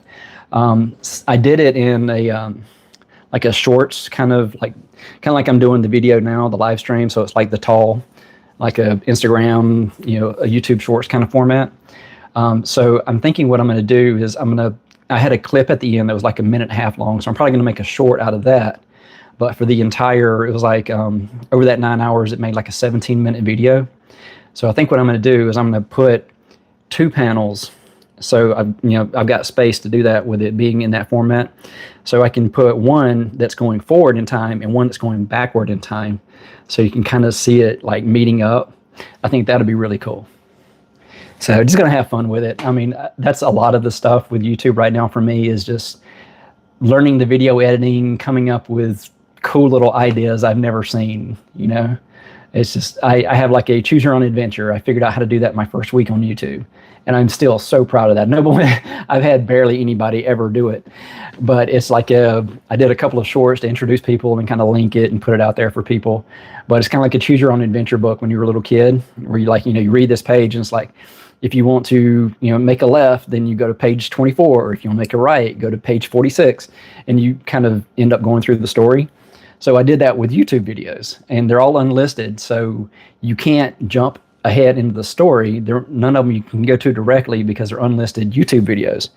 You have to either have the URL or a link from another video to get to them. So yeah, I have like the little intro. I'm trapped in this little thing, and I give you 2 choices, and you choose which video to watch next. And I had this whole pathing storyline. At one point, I'm hiding in the dog crate. At one point, I've got a link to a Mr. Beast, where he was watching his 10-year time capsule video. So just lots of cool little things. And I came up with the idea that morning, figured out how to structure all of it, planned out how to film it, made all the video. And this is my first week on YouTube when I'm not comfortable with the camera. So this was like a great chance for me to just have a random idea and just be so excited about it. I didn't really focus on, hey, I've got to film myself on camera and then watch it and then put that out there for everybody to see. It was like, I have this cool idea. How do I make it happen? And I went through the whole process and I got it all done within like 24 hours, posted it on YouTube and had my short out there pointing people to it. I had a couple of subscribers at that point, and one of them went through and they like left comments on every video and thought it was the coolest thing ever. They had a friend that wanted to do it and never did it. And they was like, that was awesome. So I got good feedback, but it was like, that was it. I mean, I got maybe 10 views on each video kind of thing. So it's like, I'm hoping that as my channel grows, I get more feedback on that, and people like it, and I get a chance to do it again because I had so much fun with it. So little projects like that, like the little garden fun projects, the time lapses, which I think is kind of slowing down the growth of my channel because I'm all over the place doing these weird little experiments. I'm not focused on like one little narrow niche of content that the algorithm can say, yes, these 100 people are going to watch all of your videos. It's like, okay, well, you did this podcast and then you did this live stream and then you did this time lapse. I have no idea who your viewers are. So it's eventually going to figure me out. But yeah, I'm all over the place at this point. Yeah, now's my chance to make mistakes with YouTube as well as in the garden. So yeah, I definitely appreciate the feedback. Oh, I missed a comment there about keep fish makes great liquid fertilizer for veggies. Yes, I do have some fish oil fertilizer out there that I've been using because it doesn't burn your plants as much, and that's a big part of why I'm doing the worms because the vermiculture, the worm castings are like one of the best things you can add to your garden. It doesn't burn your plants at all. You can add it at any point during the growth cycle, and it'll just add nutrients to the soil, and just gives the plants everything it needs. And it's a great way of, using an animal to help a plant, creating that ecosystem within your garden. I love getting these little feedback loops. That's why I'm so excited about having bees. I'm so looking forward to having bees. I'm excited about the rabbits, but it's only because I can't do the bees yet. The bees are going to be so much fun. There's a YouTuber in, where is he? He's in England, but I can't remember exactly where he is. Just Alex is a really cool channel. I just got a notification for a video that he did about his beekeeping, where he got this new camera and he did like a video where there's no speaking. It's just him like just showing the bees and getting close-ups and doing all kind of fun stuff. So I'm really looking forward to watching that one when it comes out. Yeah, I went through this little phase when I was commuting that I was listening to bee videos for like 3 hours a day as I was doing my commute. So you're really excited about the bees, excited about the rabbits, just enjoying this whole journey. It's just so much stuff to learn and have fun with. All right, well, we're getting close to the 3-hour mark. I've already had my collards and my cornbread, and I'm really looking forward to breakfast, trying cornbread with maple syrup. I'm glad that I read the Stephen Colbert cookbook, and he had that idea in there about breakfast with it. Never heard of that, but I think that'll be fantastic. And I've got my my bacon that was part of my collards that I can have with it as well. That's going to be a really good breakfast. Yes, definitely a lot to learn with the camera and the microphone. Like I took my shirt off earlier and my microphone's still connected. Just little mistakes all over the place. I got a new microphone and realized that if I'm doing exercise videos and it's like right here on my shirt and I start sweating, and then it gets all staticky and glitchy. So yeah, you have to really be careful about the placement. This one has like a noise canceling feature. So I have to like remember to turn that on if I'm in a noisy environment. It has like one of the little fluff ball things. So if I'm outside during windy conditions, I need to put that on there. I do some like walk and talks. I did like a dethatching my yard and planting grass seed and the gardening. So I'm going to be outside for a lot of my content. So I'm probably going to have that little fluffy thing with me a lot. So yeah, getting used to that. Getting used to seeing myself on cameras. I think I'm there. I mean, I don't really pay attention to it too much now. I'm used to my crazy Southern accent that's all over the place. If I talk to family, it'll get thicker. If I'm working with folks with Northern accents, it kind of goes away a little bit. Yeah. Yeah, and just I'm having fun with the time lapses. The video editing, I mean, there's a lot with the camera work, but there's a lot with the video editing. I've been using DaVinci Resolve, which is, it's a good one that has a lot of features, but I wouldn't say it's the best one for somebody new to video editing because it has so many features. But they had a really good tutorial where you're doing like this Age of Airplanes video that's narrated by Harrison Ford, and it gives you all the clips and the sounds and everything, and it kind of takes you through the steps of using the tool and like, you know, how to make it a better viewable kind of content thing, you know, like why you make the decisions to make it a good video, not just how to do it technically, but why you're doing it. So I learned a lot through the tutorial just from, you know, like their website. So that one's a good product. And I'm still using the free version. There's like a paid version, and I've got an affiliate link if anybody ever clicks on it. I still haven't made a penny on YouTube. I mean, I've been doing this for 4 months, and, you know, I haven't made a penny. I've spent a lot of pennies. My wife will tell you how much I've spent on all of this, but eventually, you know, I'll get a return on it. It'll make some profit at some point. I just have to stick with it. And I'm having so much fun with it. It's not like, you know, oh, I have to do YouTube, I have to edit videos, I have to do all these things. I'm having so much fun. I mean, it's not really a hobby. It's kind of, I'm going through that newbie kind of phase of it. So there's like so much I'm learning all the time that is constant new stuff and exciting. And, you know, I can see the potential of everything, but I just don't know the timing of when things will work out. But I'm going to stick with it. I mean, I'm happy doing YouTube the rest of my life. I mean, I put it off, you know, 15 years. I thought about doing it long ago when my son was, you know, a little kid. He's 21 now. If I had started a YouTube channel back when my son was wanting us to start a YouTube channel, where would I be? So, you know, I can stick with it now. I mean, I did it as part of a New Year's resolution, so I'm absolutely doing it for the first year. But the way it's going so far, I can definitely see, you know, doing this the rest of my life. I mean, it may never get, you know, to where I even get monetized, but I'm still having fun with it. You know, I'm having a chance to talk with somebody in New Zealand while I'm trying to cook cornbread for the first time. I mean, it just makes all these little experiences even better. So, yeah, it's an amazing thing. I mean, and it's just a cool platform that, you know, you get paid for sharing your life journey with other folks, and somebody's going to find it interesting, worthwhile. You know, everybody's not going to like my content, but, you know, somebody will. I'm not the only one that has these interests and, you know, these types of values. So, yeah, so if you haven't subscribed, please do. Oh, no, it's just us. If you haven't subscribed by this point, I'd be amazed. But, yeah, thank you. You have made my evening. This is fantastic. I don't want to keep you here forever. We're closing in on 3 hours, and hopefully I'll see you in future videos and future live streams, and maybe I'll have something better to cook next time. And I'll do a little bit more preparation so it's a little more organized and not just, you know, throwing things together last minute and, you know, just rambling. All right. So what time is it there for you? I know you said it was like 12:30 for you earlier, so it's like 2:30 in the afternoon-ish, or almost 3 o'clock. Yeah, it's almost 10 o'clock here, p.m. So, yeah, almost 2 p.m. Okay, awesome. All right, well, you have a great day. I'm going to go ahead and end it there. I should probably do the YouTuber thing, you know, like, subscribe, all the things when you watch this, when it comes out as a video and not a live stream. Thank you for everybody who subscribed to the channel, got me to that 101 subscribers to match my 101 videos.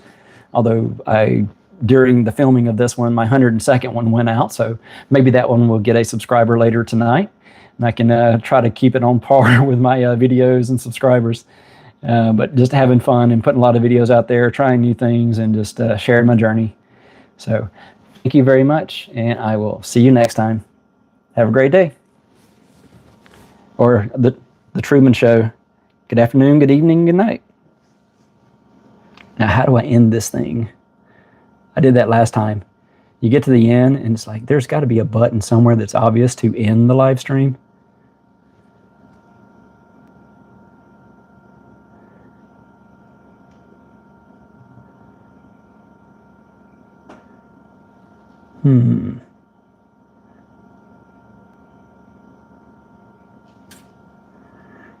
Yeah, so I guess I'm still in the live stream. How do I turn off this crazy thing? It always feels like the Jetsons when I get to the end of one of these live streams. Doing it from my phone is just not obvious. I mean, there's an X button, so I'm assuming that probably does it. So I'm going to hit that and end it now. See you later.